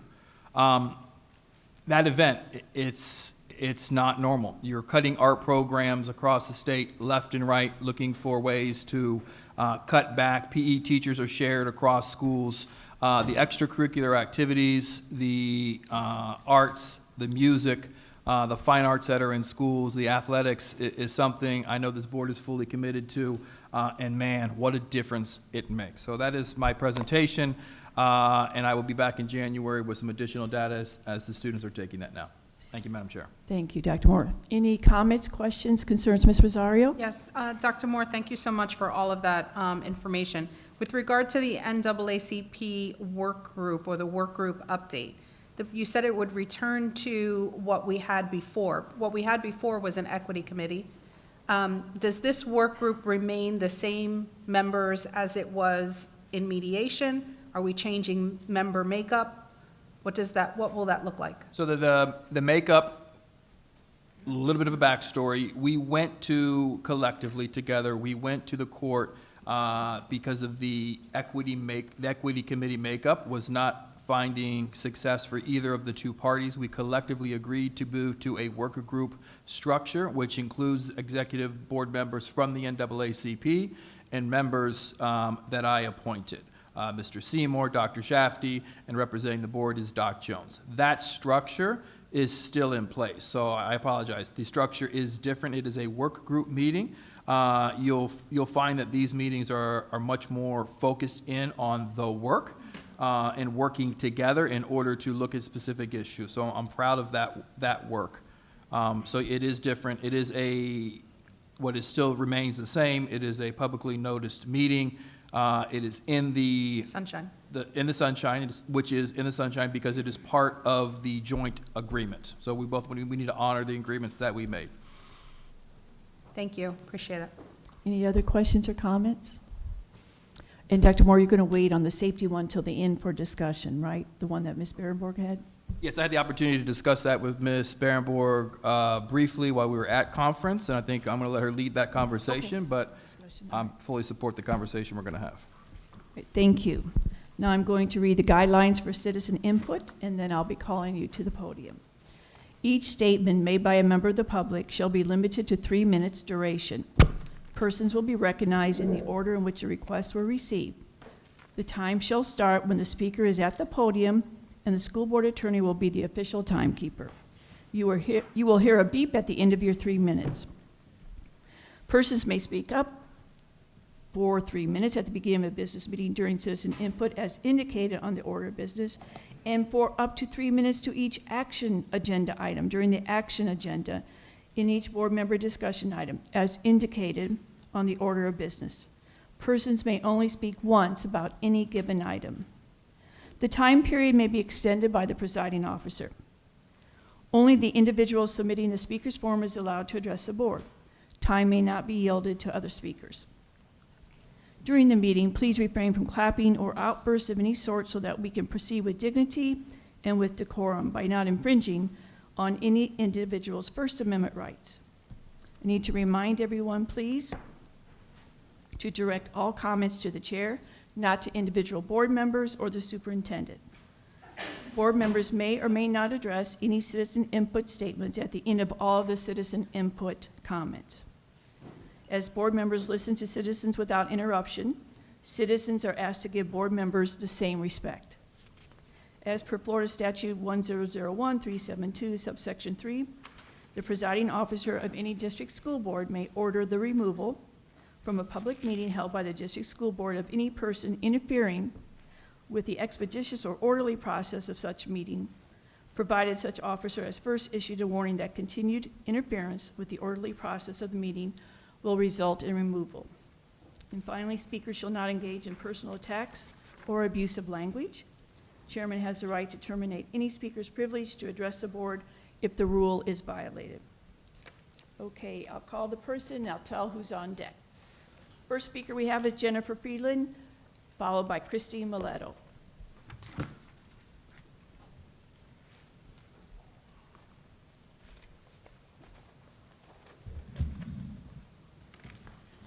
Good evening. I would like, Jennifer Freeland, IRCA president, I always forget that part.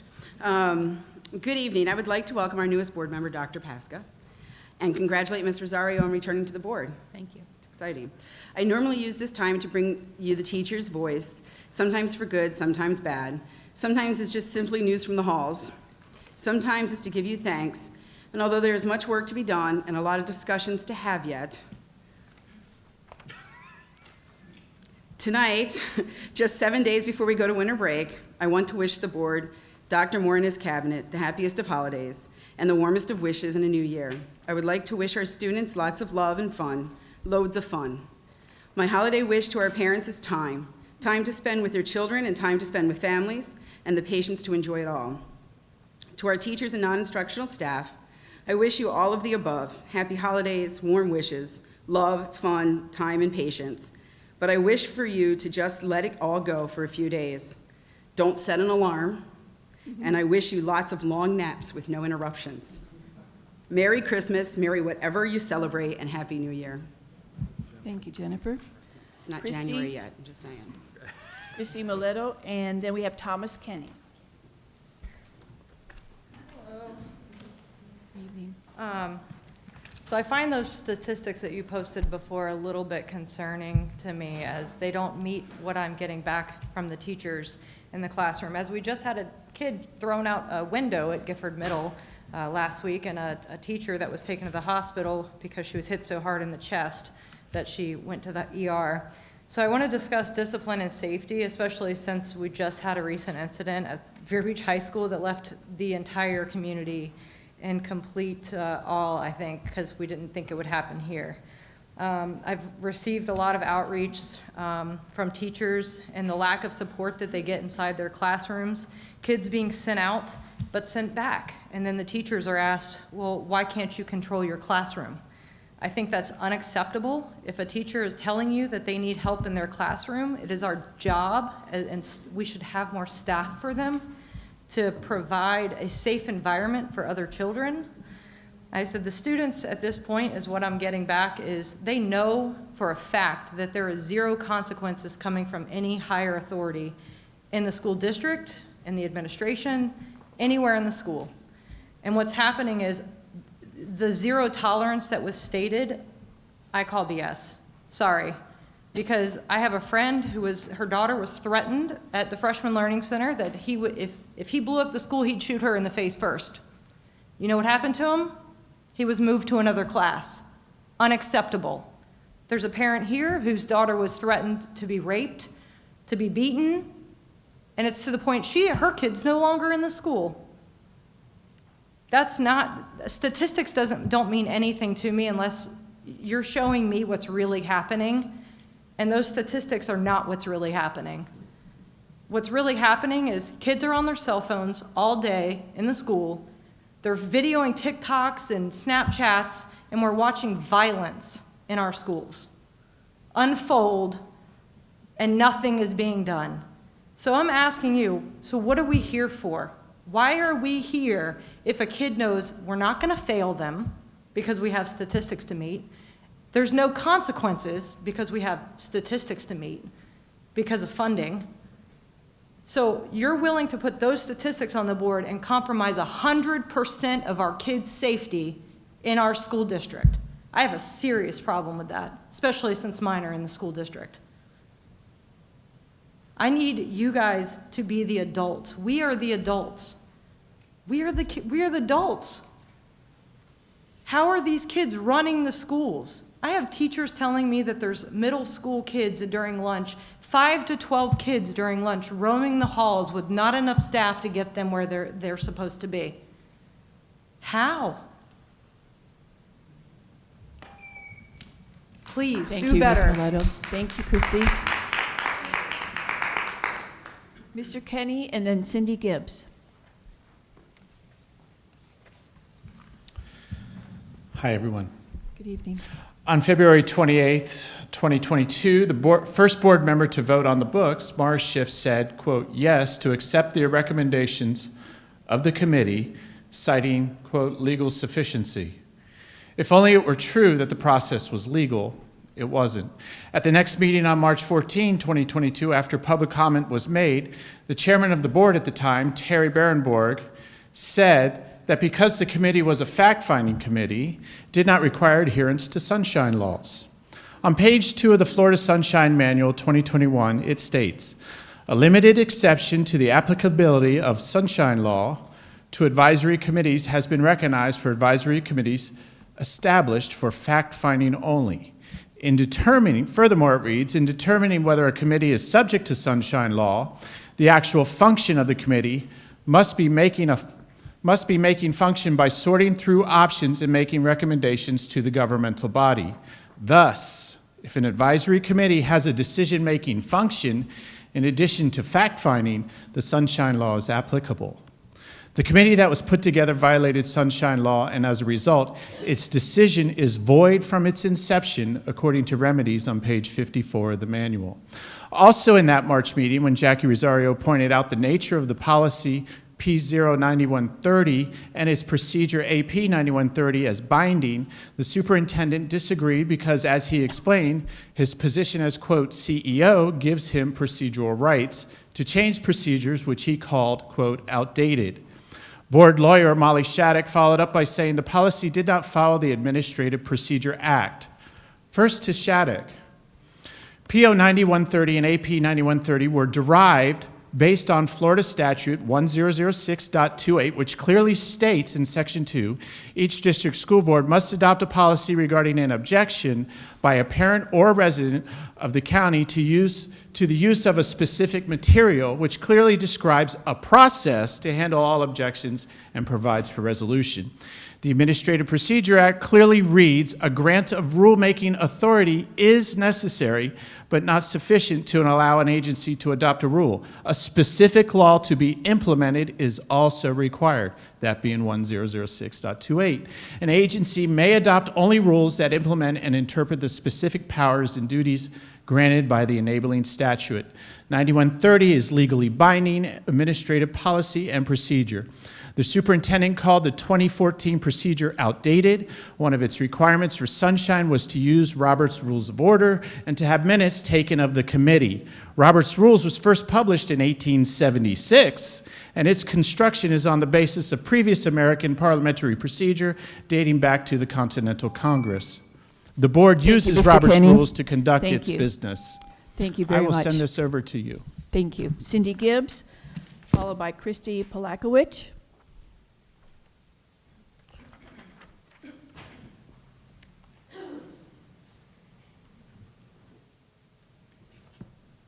Good evening. Evening. I am also concerned about my children's safety and the consistency of their education. According to our policy 5512, an environment free of tobacco, smoke, and vapor-generating electronic devices, Part A, students are prohibited from possessing, using, consuming, displaying, or selling any tobacco products, tobacco-related devices, electronic smoking devices, imitation tobacco products, or lighters at any time on school property or at any off-campus school-sponsored event. I'm lucky to have kids who want to share with me what happens at school, and I'm also smart enough not to jump to conclusions about some of the things they tell me. However, for example, my 10th grader tells me that she frequently can't get into the bathroom in the downstairs W wing at Sebastian River High School because the entire bathroom is loaded with girls who are vaping. You can't get into a stall, and she doesn't even really want to be in there because as an athlete, she doesn't want to damage her lungs by breathing in that crap. She showed me a photo the other day that had been airdropped to her at school as one of the Sebastian River High School security guards was holding a vape pen. And of course, it was dropped by a student, so the caption on it read that the security guard was vaping on campus. However, upon further investigation, it turns out that the security guard had actually confiscated the vape pen, and the kid got into trouble. The kid who it was that got into trouble snapped the photo in an attempt to implicate the guard. How can we say that we have safe schools if so many of our kids who are minors have access to vape pens and vape cartridges, which are illegal? It's a Tier 3 intervention of the Code of Conduct. And when we look at Power BI, we can see the type and the number of the violation, but not the specifics. So without violating anybody's privacy, I'd love to know how many of these Tier 3 infractions are a result of substance use. And what are we doing to stop this? The only people who benefit from all this vaping are the people who sell it. How many of these kids are smoking pot at school instead of just the run-of-the-mill vape juice? Do we have data that shows that the ripple effect or whatever intervention they're getting actually does anything?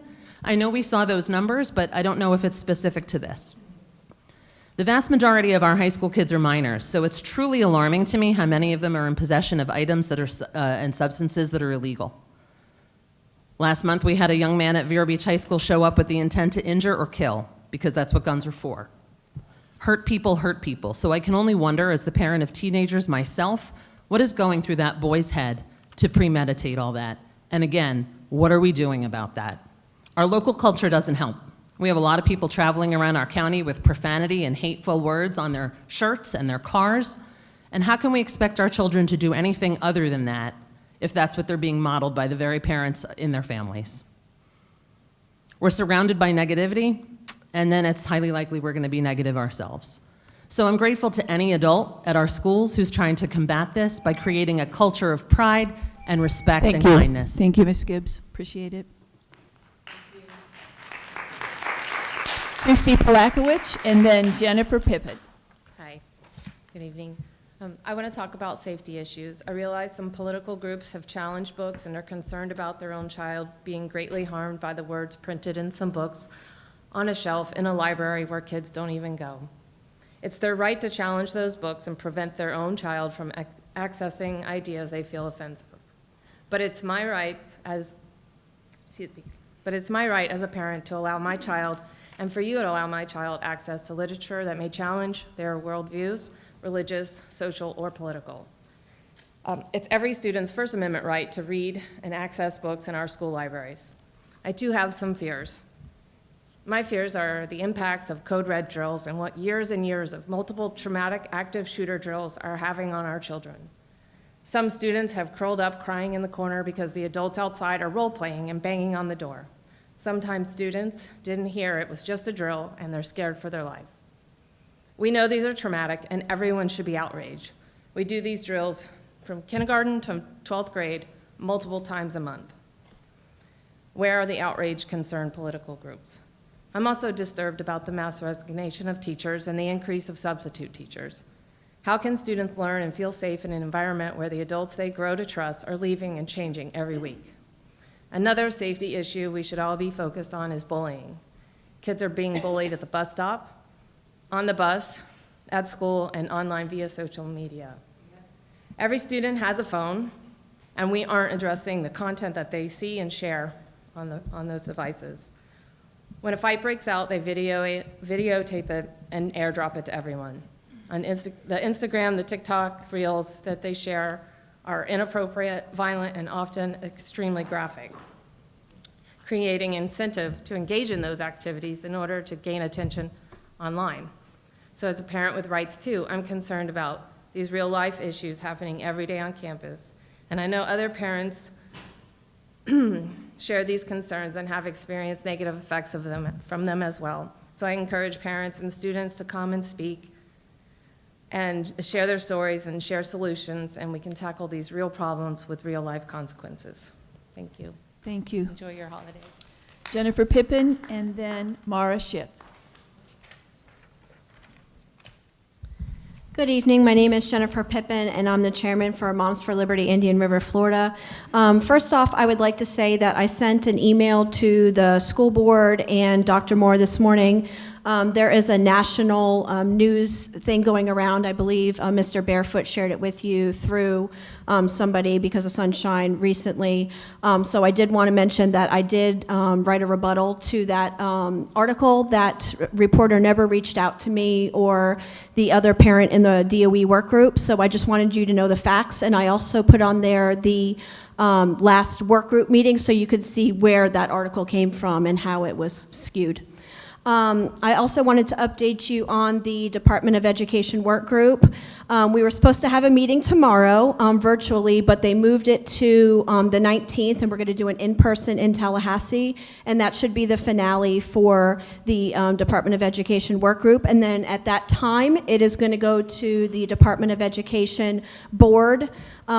Jacob Oliva and his cabinet are going to finalize that training, and then they're going to push it out on time to our librarians for the state of Florida. I've had a lot of librarians and teachers and school board members across the state contact me and say that they want more information included in that, including some people in our district.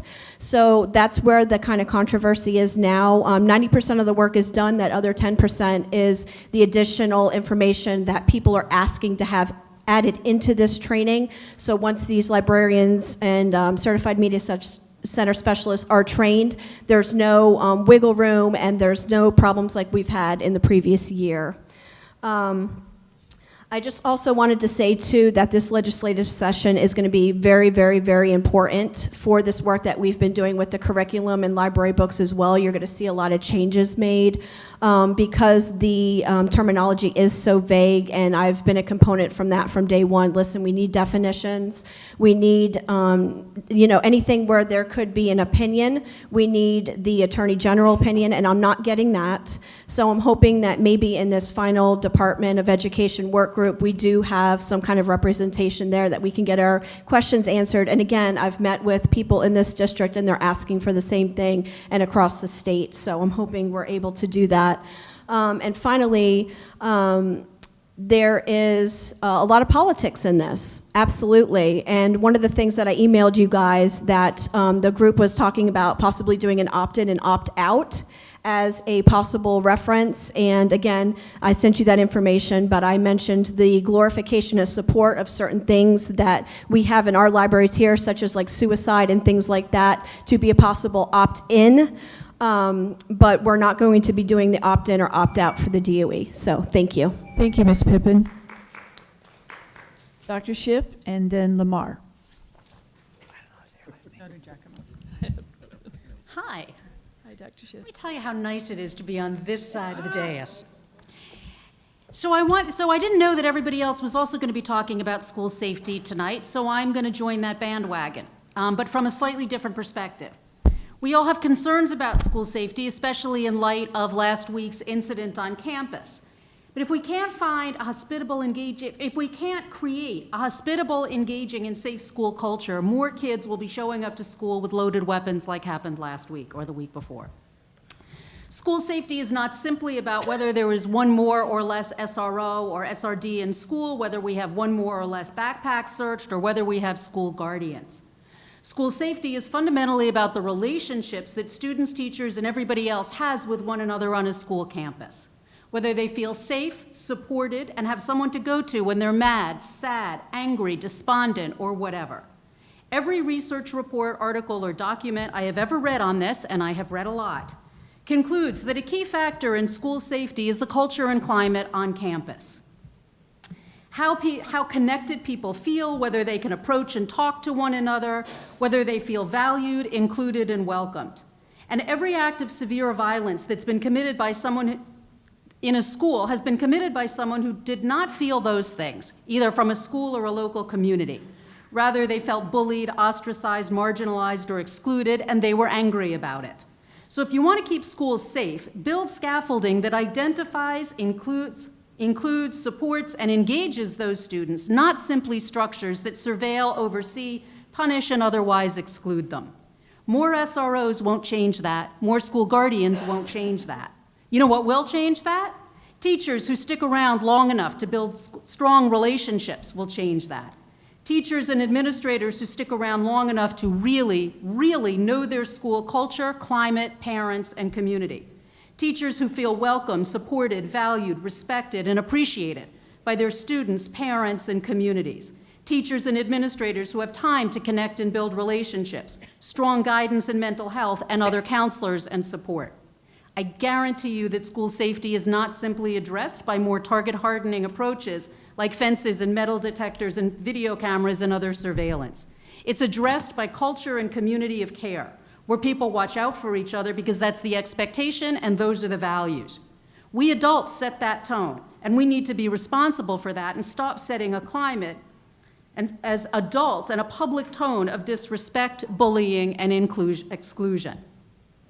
On another note, I have 15 seconds. I'm not going to get to the other note, so I'm going to leave it there and say that I hope we do not follow the guidance in Brevard County, where the sheriff said that students now know because they're not going to be given after-school detention, they're not going to be suspended, expelled, or like in the old days, they're not going to have the cheeks of their Thank you, Dr. Schiff. torn off. Please let's not follow that example. Thank you.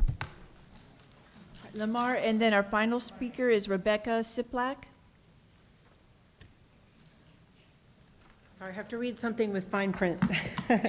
Okay, so I am so grateful that people from both sides of the political aisle are addressing the issue of school discipline and safety, where it seems like the school board goes overboard for PR purposes in ignoring the elephant in the room. And I just got a call from somebody on Friday about this very thing, about a situation at Rosewood Magnet but the parents are afraid to speak up because they're afraid that their students might face even more bullying. So I've asked Caitlin Purcell to come up and stand with me because she has 4 children in the public school system, and she's already had to take one out, and possibly one more she's going to have to take out of the public school system because they are being bullied. This is real. It's not made up. I'm hearing the stories personally. I'm hearing things from my own grandchildren, and I'm hearing from other people. Please help me. I don't know what to do. So you guys, restorative justice is not going to solve the problem. We can't enable people who are committing violent acts against other students. I recommend that you have a zero tolerance policy, just like you do for drugs. And the bullies need to be removed from the school, not made excuses for. And so this is why I asked Caitlin to come up here. And thank you, Caitlin. She's a real person with 4 children in the public school system, and they're facing extreme bullying, and it has to stop now. No excuses. The other issue that I wanted to mention briefly, I don't know if you want to sit down, but is since we're talking about books in the school system, I wanted to mention, sorry. Anti-racist baby. And I'm just going to mention one of them because I'm probably going to run out of time. The illustration on the page depicts a dark-skinned man with his fist in the air. He's carrying a young girl in a carrier on his chest, has her fist raised in the air. There are 4 people in the background holding protest signs which read, "We demand justice, equity now, Black Lives Matter, and climate justice is racial justice." And I just want to read this from Marxist.org. From a conversation with 2 leaders of the Communist Party, Marxist-Leninists of Ecuador, they were talking about how raised fists, the fist of the Marxist-Leninist communists must also smash left adventurism, the offspring of modern revisionism. So it is a communist thing, and why is this in our public schools? If parents want to teach their kids communism, let them do it at home. Thank you, Lamar. I appreciate it. Thank you. Okay, before board members respond, Dr. Moore, would We you? got one more. Oh, I'm sorry. I'm so sorry. Come on up. Ms. Siplak, thank you. Hi. Good evening. My name is Rebecca Siplak. I am a resident of the city of Vero Beach, and I'm the owner of a small landscape company here. I'm here to speak to an item on your consent agenda, the approval of grants, and specifically the Gifford Middle School Garden Club grant. My friend and fellow volunteer Linda Urban and I wrote the grant to benefit the Gifford Middle School community.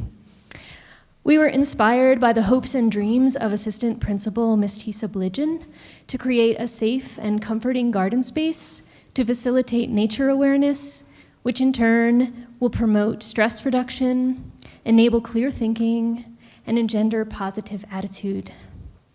We've been meeting with students in the garden club, led by teacher Mr. Jean, and have been heartened by the young women's enthusiasm and commitment to attendance. I know right now we only have young women, but I am told that there have also been young men involved in the past. As a volunteer on this project, I'm inspired to see these funds used well to create a mutually beautiful Zen-like garden space at Gifford Middle School that will bring joy and calm for students and staff for years to come. Thank you. Thank you very much. All right, before any board member who wishes to respond to citizen input, Dr. Moore, I'll give you the floor for anything you'd like to say. Thank you, Madam Chair. Just a brief follow-up. This work is hard and it's complex, and it's not shying away from what the reality is, and it's not trying to create any kind of quota for any kind of number. The truth is the truth. And when we decide to engage in conversations about the reality of what's taking place in schools collectively, is when we'll see continuous improvement. We as a school system have a high expectation, we collectively as a community, and I think one of the things you do point out is there may be varying political beliefs, but we can all agree on the expectation of environments in schools and what we need to be able to provide our schools our children on a daily and consistent basis. And we are coming off a time unlike any other time in our nation's history as it relates to the pandemic and the impacts that it has had on children. We are in a process now where we're beginning to look at our code of conduct, and I would engage every single person, whether they are here tonight or listening or watching on playback, to get involved and have those kinds of conversations. We do have a code of conduct that does have progressive discipline. We do have a code of conduct that provides resources and support to help students identify which behaviors lead to success, not only in the classroom, in the real world. But the conversation really has to be about all kids, just not those kids. And we as a community need to understand when those kids disrupt, it impacts my kid. Yep. And we can't look at this problem, which is not Indian River County, across the state and across the nation with this is just one thing that we're going to have to do. And I have said it in my State of the District, I honestly believe at the core of me, and some of these people are leaders in your community, sitting on different sides. You can't see the audience, they're sitting on different sides.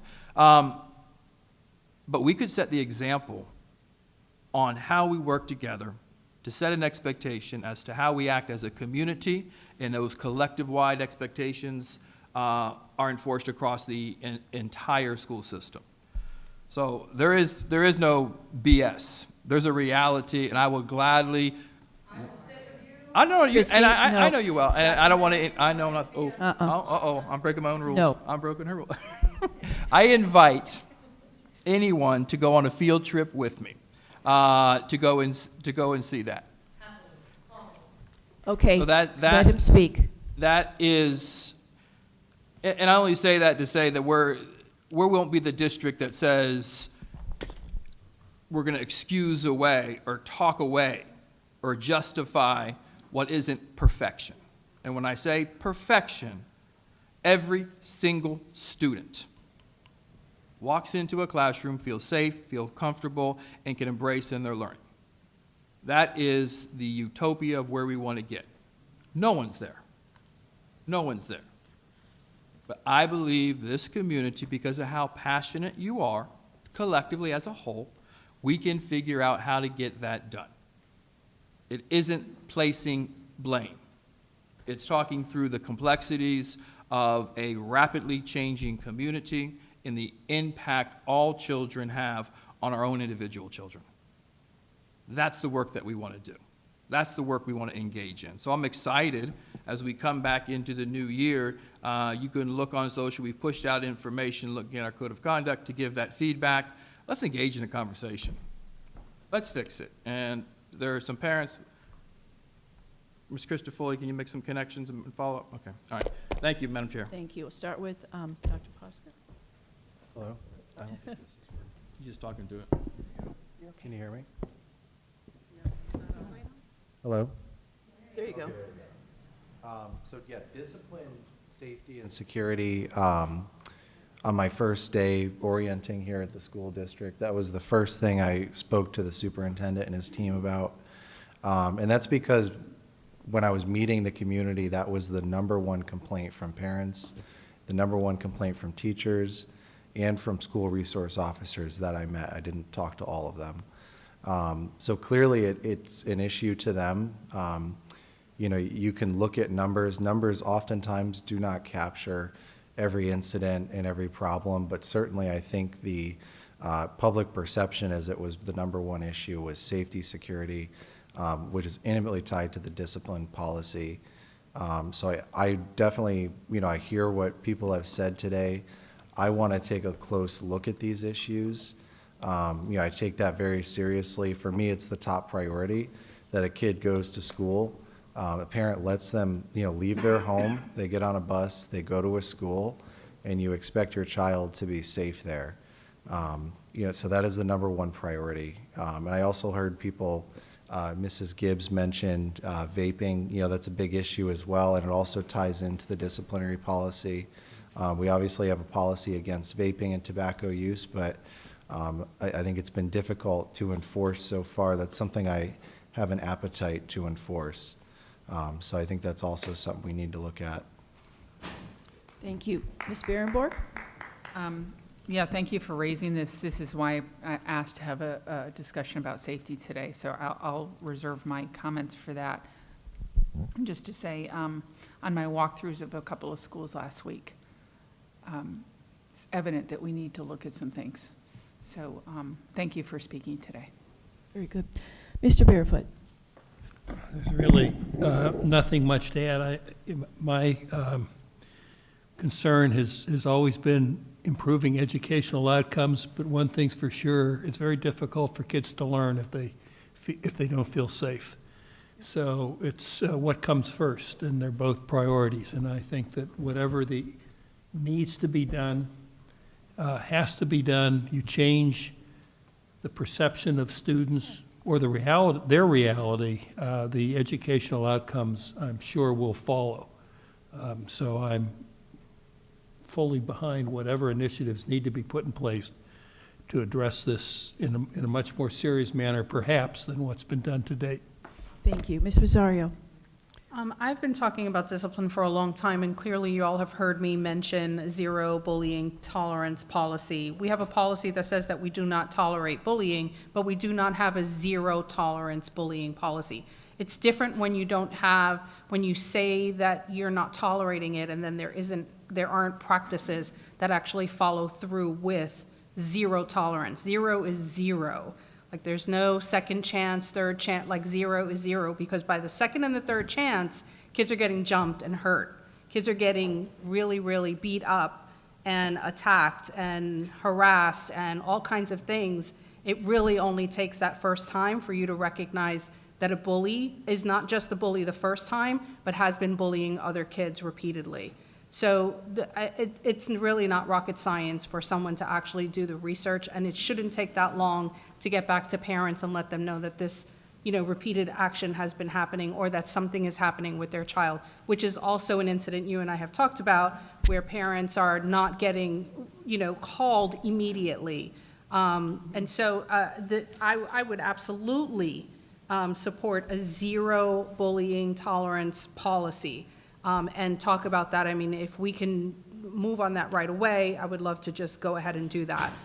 The other thing is for constituents, which would be all of you, on Wednesday, January 11th, there is on our calendar Discipline Code of Conduct open session for constituents. So though I was waiting for a response to see was that for board members or just for the community, it is on the calendar that way. So Dr. Moore, can you let us know? It's from 6 p.m. to 7 p.m. on Wednesday, January 11th. It does say open for constituents. I'm assuming that's all of the community who can come and share their feedback on the student code of conduct? Yes, ma'am.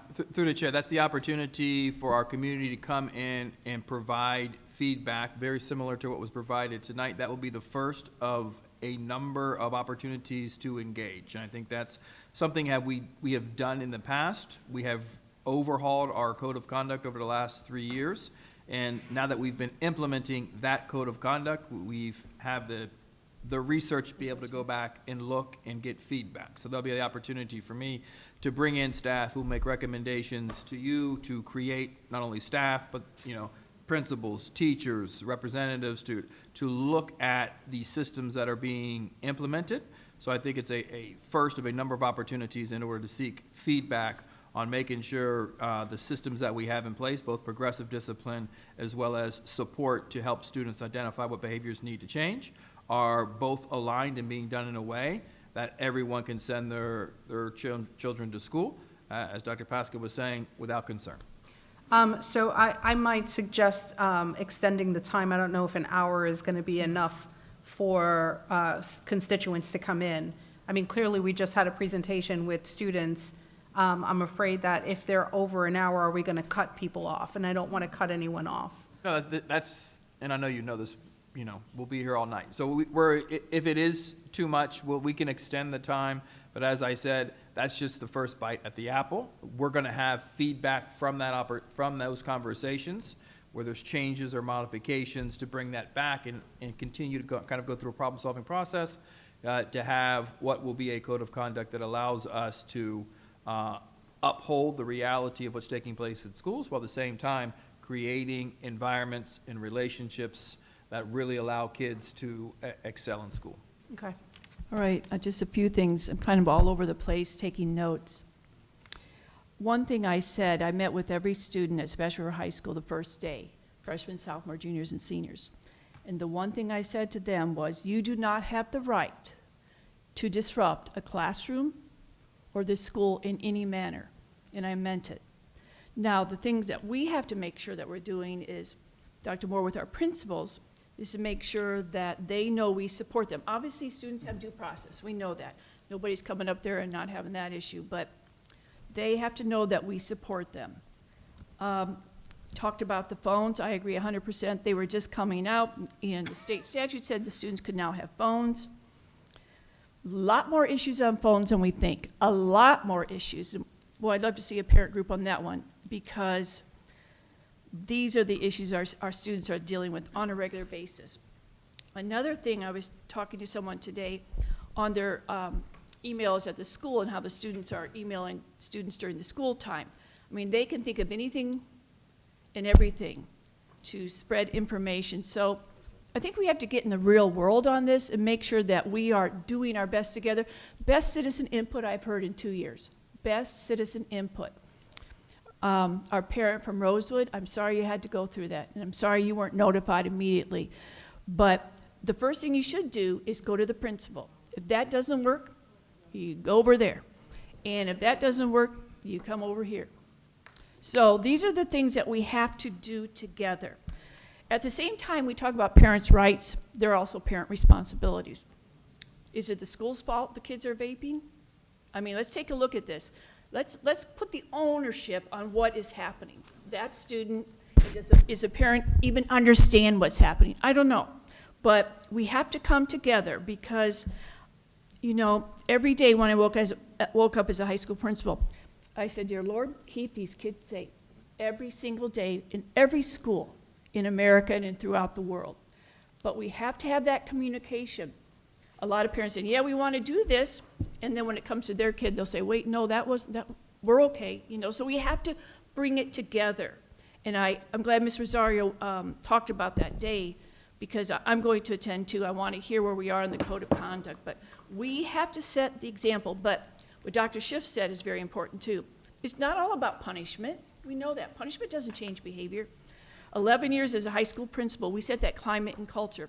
And you know, the only kids I ever had an issue with, kids that came in as a junior or senior. They weren't with me for the 3 or 4 years. That's data I could share with you. So let's not pull apart on this. Let's come together, because this real world right now, it's tough on our kids, it's tough on our parents, it's tough on our teachers and principals. So I am looking forward to that when we have that meeting. And thank you again so much. Thank you again. All righty. Now we're going on. Approval of consent agenda items. And Dr. Moore, because so much was happening at the very beginning, as amended, you pulled 10B and 10G. Am I correct? Yes, ma'am. Okay.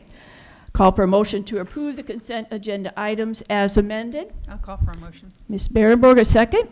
Second. Okay. A tie? Any discussion? Just like to say thank you to all the donations. Oh. And for all the grants. Thank you for our grant Yes. writers. Thank you. Okay, all in favor? Aye. Yep. Aye. Okay, 5-0, aye. All right. Now, this next one I've talked to Dr. Poskin about. It's not an action item, but we didn't have this appointment last time for the City of Sebastian Planning and Zoning. And I shared with Dr. Poskin, I've done Fellsmere for about 3 years, and it's just by Zoom. And if I don't have the time open that day, I watch the recorded meeting. So, Dr. Poskin, I'd like for you. I can volunteer for that. Okay. Yeah. What, hon? I can do that. Oh, thank you. Please make note of that. Dr. Posca said yes to the Sebastian Planning and Zoning. Thank you so much. Is there anybody else that wanted it? Just curious. I didn't think so. Okay. Okay. Review poll consent to action item. We did not have consent to action, so we're good there. All right. Now, This is the one, the action agenda, approval of appointment of a citizen to the County Commission's Value Adjustment Board. Ms. Rosario and I shared that. We go back and forth. I've had the pleasure to probably be in on 3 or 4 of those meetings. And we had to get information from Ms. Esplin because we had a question about Mr. Heckman, and that was in your backup material. And then also we have Augustine Curran. That was also in your backup material with the businesses that they own. There was a question. So any discussion on that before I call for a nomination? Is this a voting position, and also is there an alternate needed?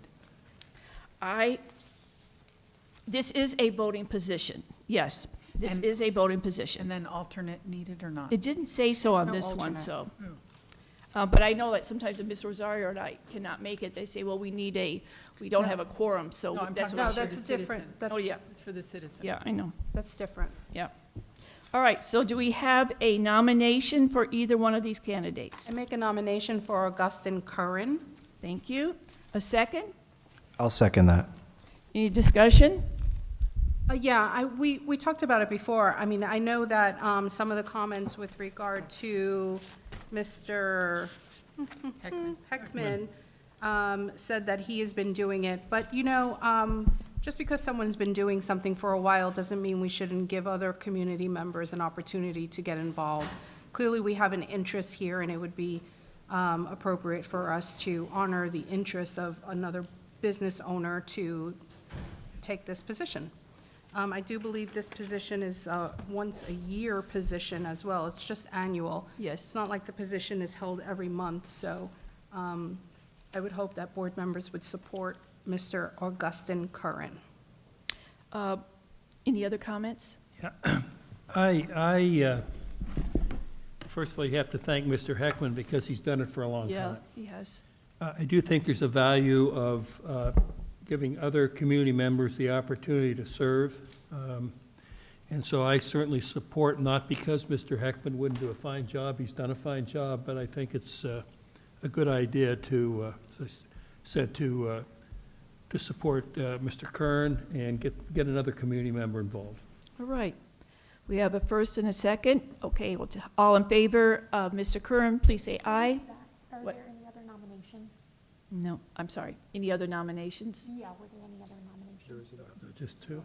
Just one.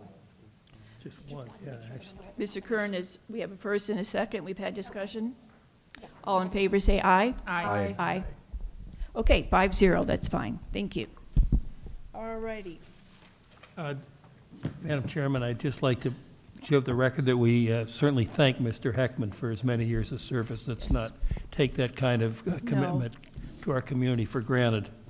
Yeah, he's been in the community a long time, and the few times I've been on that board, very informative when we hear everyone speak, and Mr. Heckman has a great knowledge of the community. So yes, we do thank him. All right, now we go into action agenda. New agenda item. There are no action items to present. All righty. That was an action item. Yeah, it was. And you've already done the strategic plan and African American Achievement Plan. Anything else on that, Dr. Moore? No, ma'am. Okay. All right. Now we are to discussion, and the item that was brought up, Ms. Berenborg mentioned this at the workshop, and it is on safety. So, Ms. Berenborg, do you want to take the lead? Sure. You know, when we're in Tampa and we see the headlines of what happened here in Vero Beach, I felt like, you know, what's going on back home? It can happen anywhere, anytime, to find a gun on a campus. You know, I've had lots of conversations with security people, and I had a lot of conversations with board members in other districts to say, what are you doing there? Asking questions. You know, what's going on? How are you handling things? I got some really interesting feedback, and I want to be able to share that with board members. I have got some concerns. I walked on Vero Beach High School's campus the other day. Great day. Had a great time. Went into Mr. Wood's classroom and technology classroom. Wow. Got interviewed on the spot by the kids. It was awesome. I also met the roaming reporter. Noah. Noah. Man, he's good. All right, so I will say, I ask questions of the teachers when I'm on campus without an administrator next to me. And I say, if a board member could do something to help, what can we do? And I didn't just ask Mr. Wood this, I asked a couple of teachers as I was walking by. I heard the same thing over and over again. It was vaping that's going on in the bathrooms between bell changes, to the point where kids don't feel safe walking into the bathroom and going to the bathroom. That's part of the concern about the 3 passes during class to be able to go. I understand about the 3-pass thing, because I did have concerns about that until I heard the details on it. That was number 1. I have, as you know, serious concerns about vaping, but I have concerns about parents not understanding what it can do to kids. I attended the vaping session that we had. Thank you, Deputy. He spoke, and it was eye-opening. A doctor was there. It was at the PAC. It was an amazing presentation. There were 6 parents there. 6. I was the 7th person in the audience. That's sad, because I don't think, and it was well advertised. Thank you, Ms. Maddox. I know you advertised it well. I don't think parents really understand. As a matter of fact, one of the comments I heard from a parent the other day was, it's just water vapor. I don't think they understand what's happening, that they're getting laced with all kinds of things. Fentanyl, for one thing. Yeah, so it's pretty scary what's happening, and I'm sure, Dr. Posky, you can understand this. So I think the education for parents is really critical on this, but I also think education of our kids, but I think it's higher than that.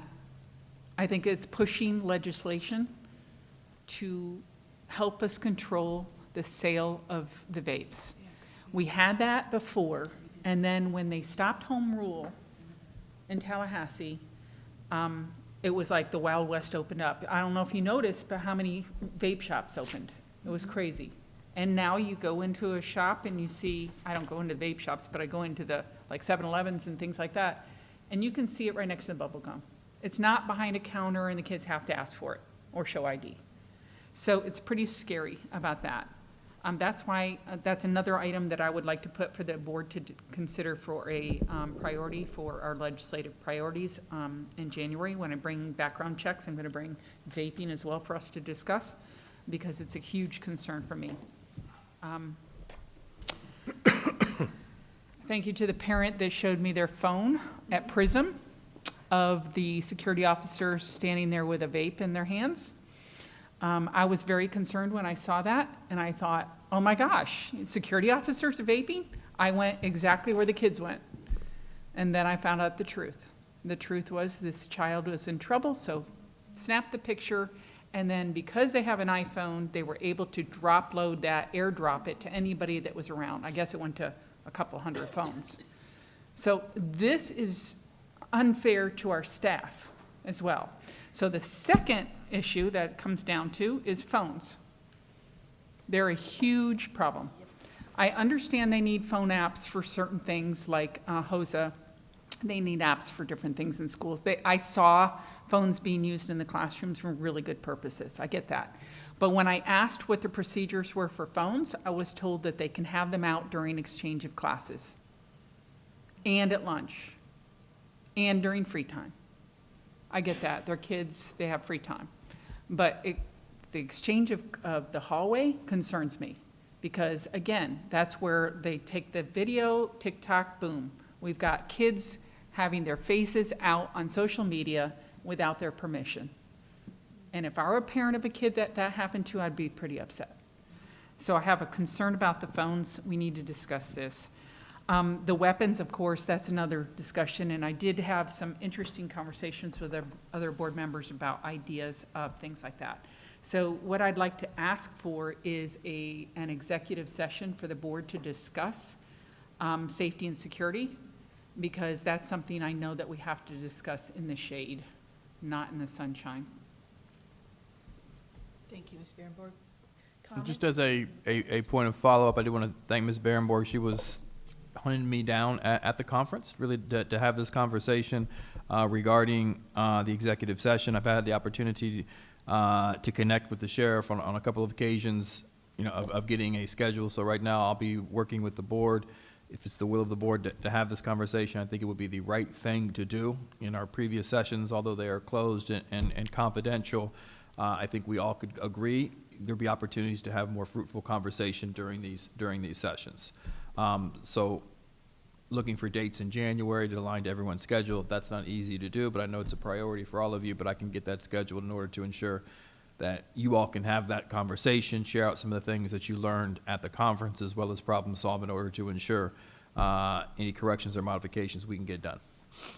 Dr. Pasca?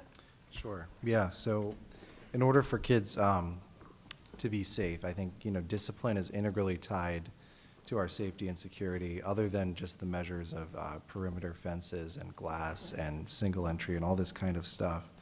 We need to have a disciplinary policy that creates a safe environment, a respectful environment for teachers. Ultimately, what it comes down to, it is very much a multi-layered problem, and the solution is going to be multifaceted. Just in the same way that our security plan is multifaceted, our disciplinary approach needs to be multifaceted. But I do think, some things, like if a student makes a threat, like they are going to shoot somebody or kill somebody, I think we need to seriously consider that they're not welcome back at our school. I don't think we can really tolerate this any longer, and I think that if we don't take that approach, eventually we're going to have a problem. That's one issue. The vaping, I understand. I think the vaping is a huge issue. Vaping actually destroys your lungs faster than cigarettes. With even a few months of vaping, if you have the predisposition to it, you can get permanent lung damage and need a lung transplant. This is happening to teenagers. My solution is more on the approach of preventing use in the school system. Whether it be vape detectors, hall monitors, increased monitoring approach, I think it's going to be very difficult to try to pass legislation in any kind of timely manner that really restricts access to it. And even once that does happen, it'll just be a black market for vape pens. And they are so small, it's very difficult to see them. It generally does happen in bathrooms. We may need to consider increasing bathrooms that have single stalls or some more out-of-the-box approaches so they're not congregating in bathrooms. But definitely having vape detectors in there. And I think, supporting teachers, they are experiencing disruption, rebellious students in the classroom. I think we definitely need to support them. I think when a student is being very disrespectful and then they come right back to the classroom, I think it sends a message that maybe we don't really have discipline when we're not supporting our teachers, and it makes the other students even more act out. So certainly, those are just a few examples of things that we could consider doing. I think we definitely need to sit down and look at our entire disciplinary policy as a group. I think like I said, it's a multifaceted approach. There's going to be a lot of different ideas and things we can do to improve things. And then I would agree, under executive session, looking at safety and security, I have a lot of thoughts on that. Good. Thank you, Dr. Pasta. Mr. Barefoot, anything else? No. You're okay. Ms. Rosario? It's not much different than some of the other things that I've mentioned on previous occasions. I still support single stalls. I don't know how we can get there, but I think that would limit the number of students using the gang bathrooms. You get a lot of, obviously, the bullying and the fighting and the vaping that happens in the bathrooms when you have your friends. You're less likely to do that if you have a single stall that you are using. I don't know if we can close down some bathrooms in some of those areas, put a camera, not inside the bathroom. Obviously, we can't do that for legal purposes, but outside, it might be another deterrent. I don't know. I know that we talked about that just today, so it might be something for us to continue looking into. The other thing is a anonymous reporting portal. So there are, again, we've talked about this.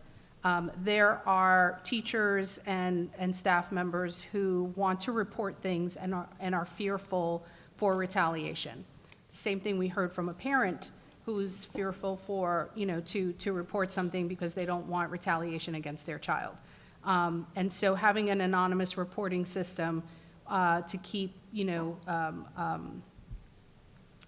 personal information that you do not want to share, make that optional, and then have it where, there's just, if they want to report to the board and wherever that email goes, and then or report directly to you, somebody needs to get it.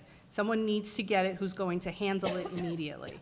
Because these are the reports that that we receive, board member, I don't know how I receive on, occasion, and just like the ones that we heard tonight, that seem to be issues.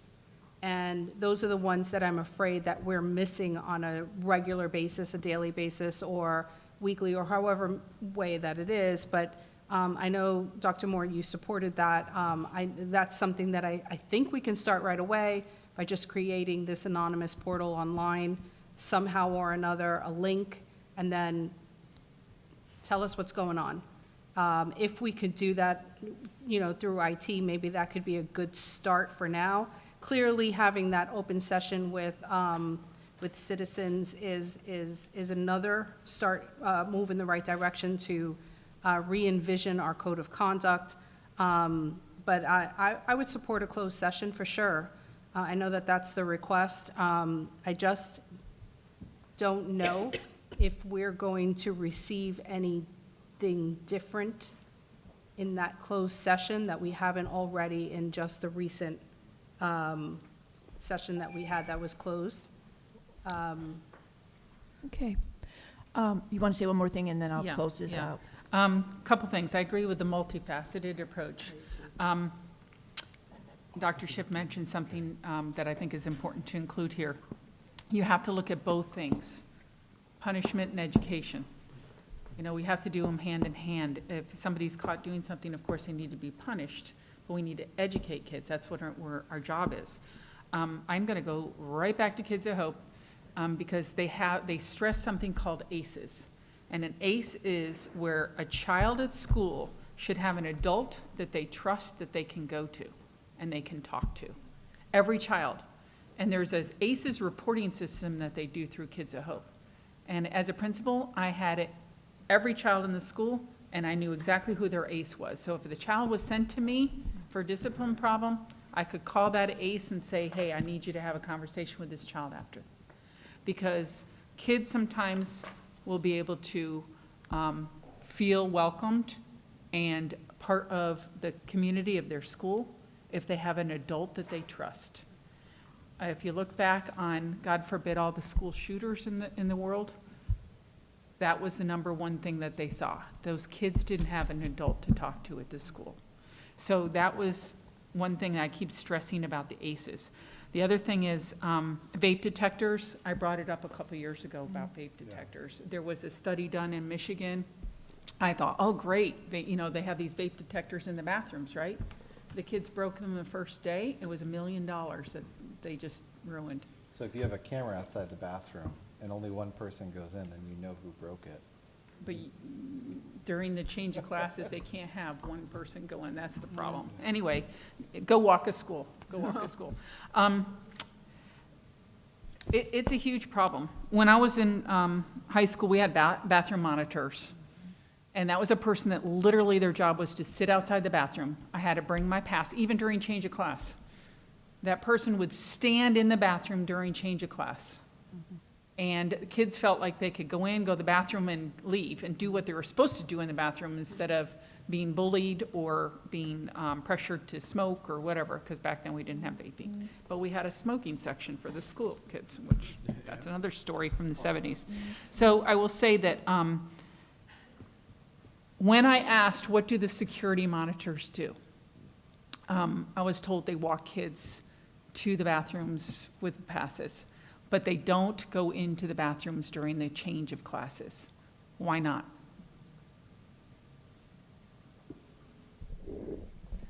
Through the chair, I don't know why they wouldn't. So typically, and I come from a different kind of schools where security monitors were constantly roaming. They did that during during periods for sure, but it's the in and the out.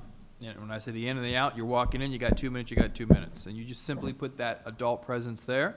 Right. It drastically changes behavior. So Yes. let me look at that, because quite honestly, if it's a one-on-one situation, then in that case, I would get it. But during the change of class, you really only have 4 minutes to get from one side of the building to the next. And those schools have done a good job of making sure we're getting kids moved from one location to the next. So Yeah. I'll report back. And the last thing I just want to say is about, you do have to have legislation with this. And the reason why I say that is we had it, and then it was taken away, and it exploded.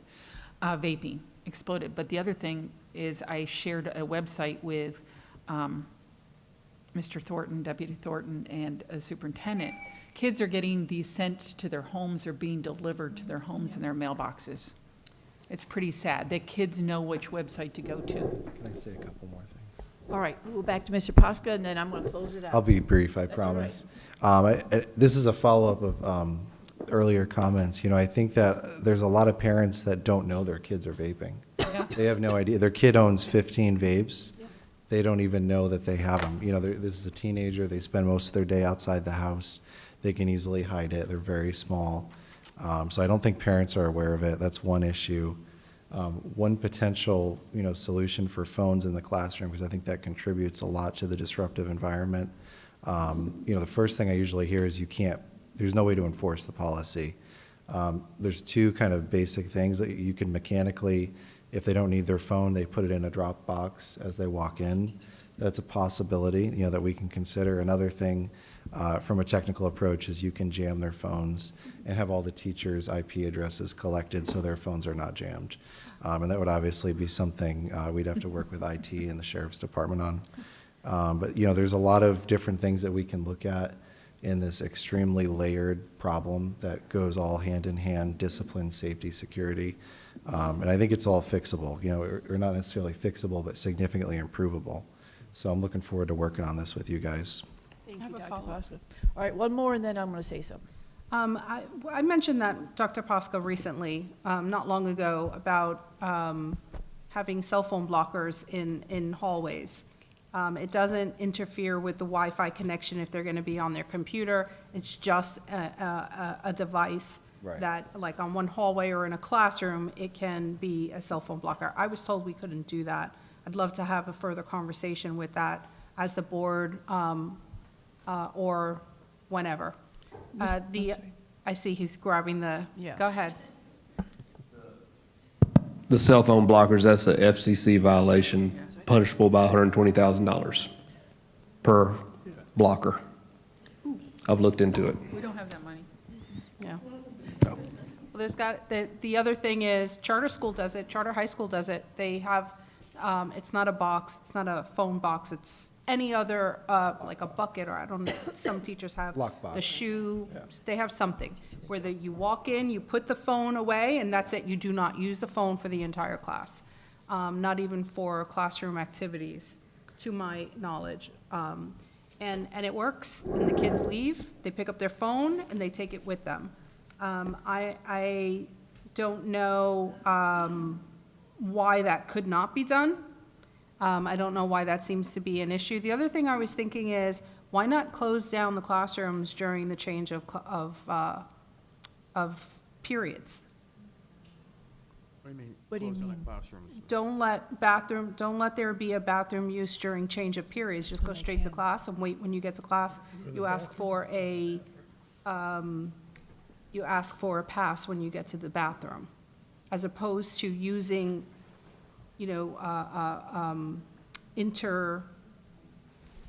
changing time, changing periods in between. Instead of using that time to use the bathrooms, if those bathrooms are closed, it's less opportunity for someone to go in and vape, less opportunity for someone to go in and use whatever, any other substance or hurt someone.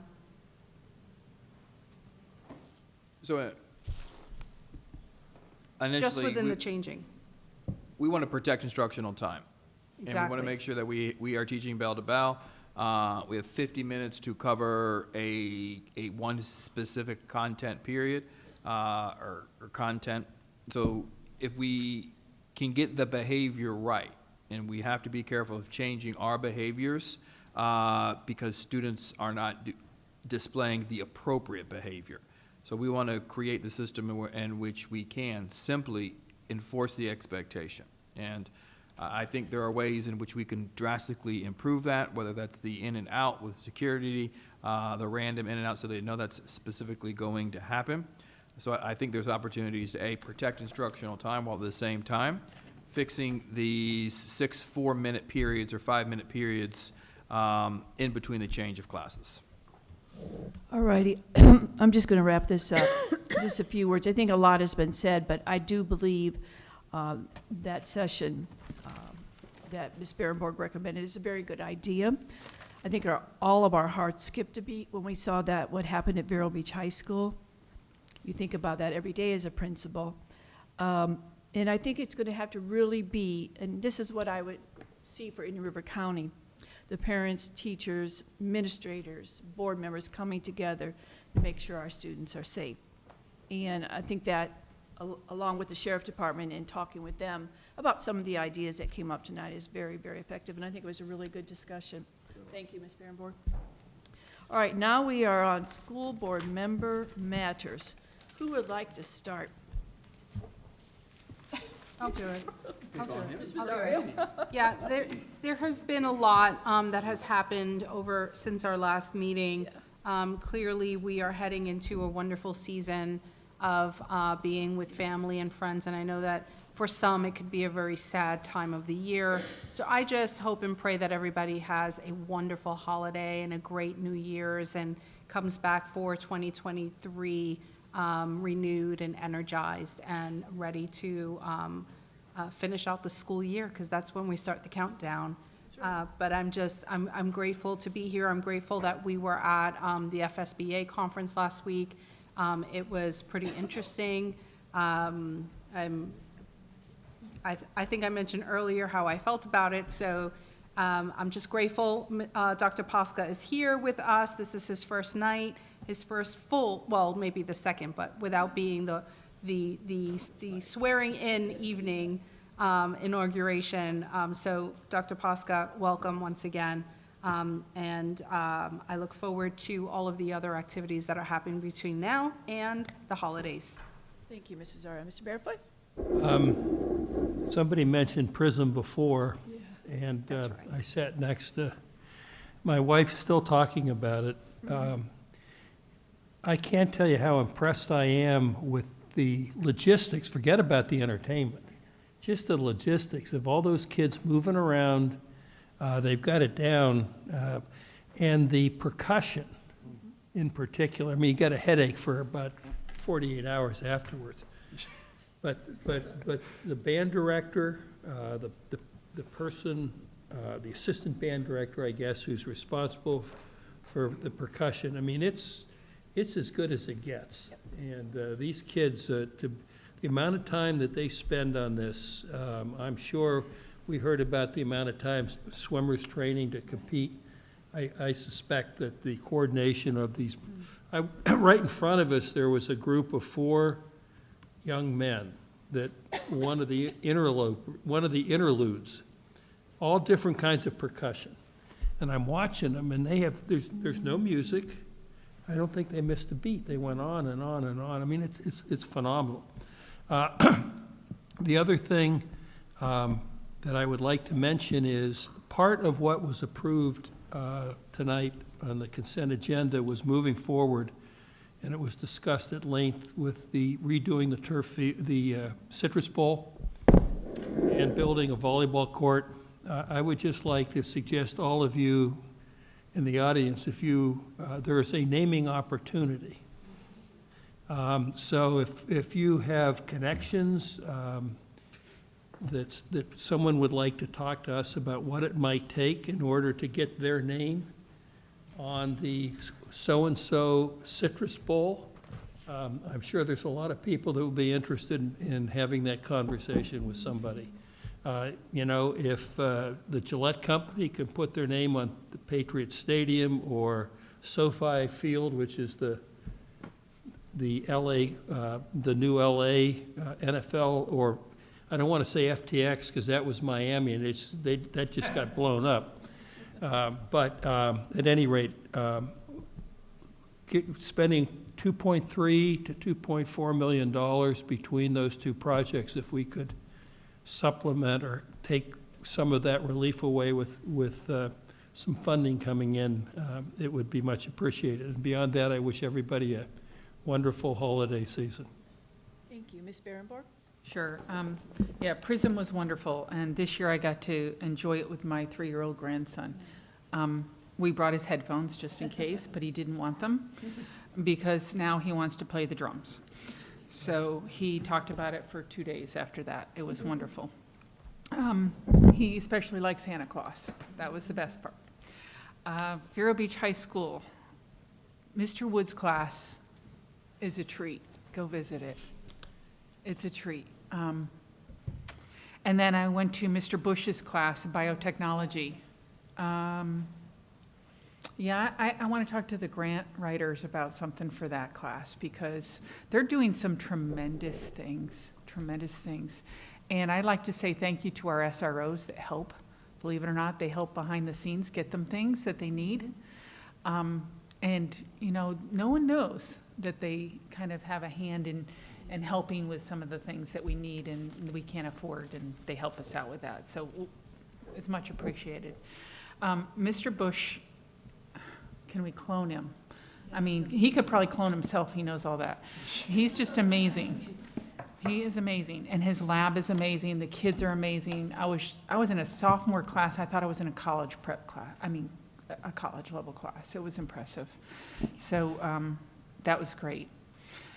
The other thing I want to talk about is Danya Laverack, who was the Counselor of the Year. I was afforded the opportunity to be able to write one of those recommendation letters. I've known Danya since she was 5 years old. She is the real deal. She cares so much for kids, and I've seen that growing up. And it's people like that, we have lots of them in our school district. It's people like that we need to value and support and thank and not tear down. And, so, you know, really give them the worth that they're worth and, you know, give them the accolades. And she's just one shining example of people that we have like that in our district. So I'd like to say thank you to her. Thank you. Dr. Pasco? Sure, yeah. So one thing, you know, sitting here reflecting on is I think how amazing of a school district we really have. I went to PRISM. I should have spoke first because I was going to talk about PRISM. I should have taken your suggestion.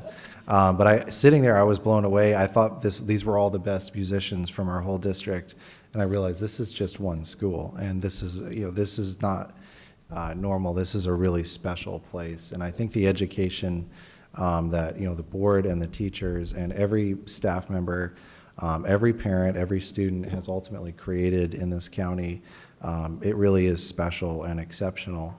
And we have a lot to be proud of, and I'm honored to participate in this and be a part of it. And I want you to know that I'm going to be dedicated to keeping your kids safe and trying to help them. And I'm just looking forward to being a part of this process. Thank you, Dr. Pasco. Just a few things. Check your school activities, the websites for all the elementary and middle schools will give you up-to-date information on what's happening. Again, thank you and congratulations to all of our state finalists, athletics. Science fair is rolling along. I know Mr. Heiser is looking for judges. As everyone said, PRISM was absolutely wonderful. I think I've been there 17 times now, and it just keeps getting better. Superintendent's art gallery was outstanding. Are there still a display there, aren't they? They were up all weekend, so. Okay. Just the information and the artistry was unbelievable. Tomorrow, board members, if we can, we're going around to the 5 finalists for Teacher of the Year, correct? Yes, but we can't tell you where. I know. And then that's after the get more connected on our bios. Don't forget, if you all turned your bios into Miss Esplin. Oh, boy. Okay, don't forget that. Miss Maddox. That's who gets it. Oh, is it Miss Maddox? I'm sorry. Okay. We can edit it. And thank you to all of our staff members, all their hard work, keeping our schools safe to the best of your ability. And thank you to district staff who is always here late with these meetings, and they're all starting their day around 7:30 a.m., so we appreciate you. Those who celebrate Hanukkah, Happy Kwanzaa, Merry Christmas, Happy Holidays. Very, very grateful to all of you. If there's nothing else, Dr. Moore, anything else? Nope, just very thankful for the opportunity to serve in what is an absolute wonderful place. This is a very special time in school system life. This is the only 2 weeks in which we're completely shut down. Yeah. So we don't have to worry about the phone ringing. We don't have to Right. worry about, there might be the occasional vandalism or something like that, but this is the one opportunity in school system life where you get the opportunity to truly disconnect. My team, I can't thank them enough. They bend over backwards to be in service of children, as do our teachers, our principals, our administrators. There's always going to be work to do, but I couldn't think of a better place to be doing this work with better people. Thank you, Dr. Moore, and we appreciate you, your hard work. All right, it is 8:23. This meeting is adjourned.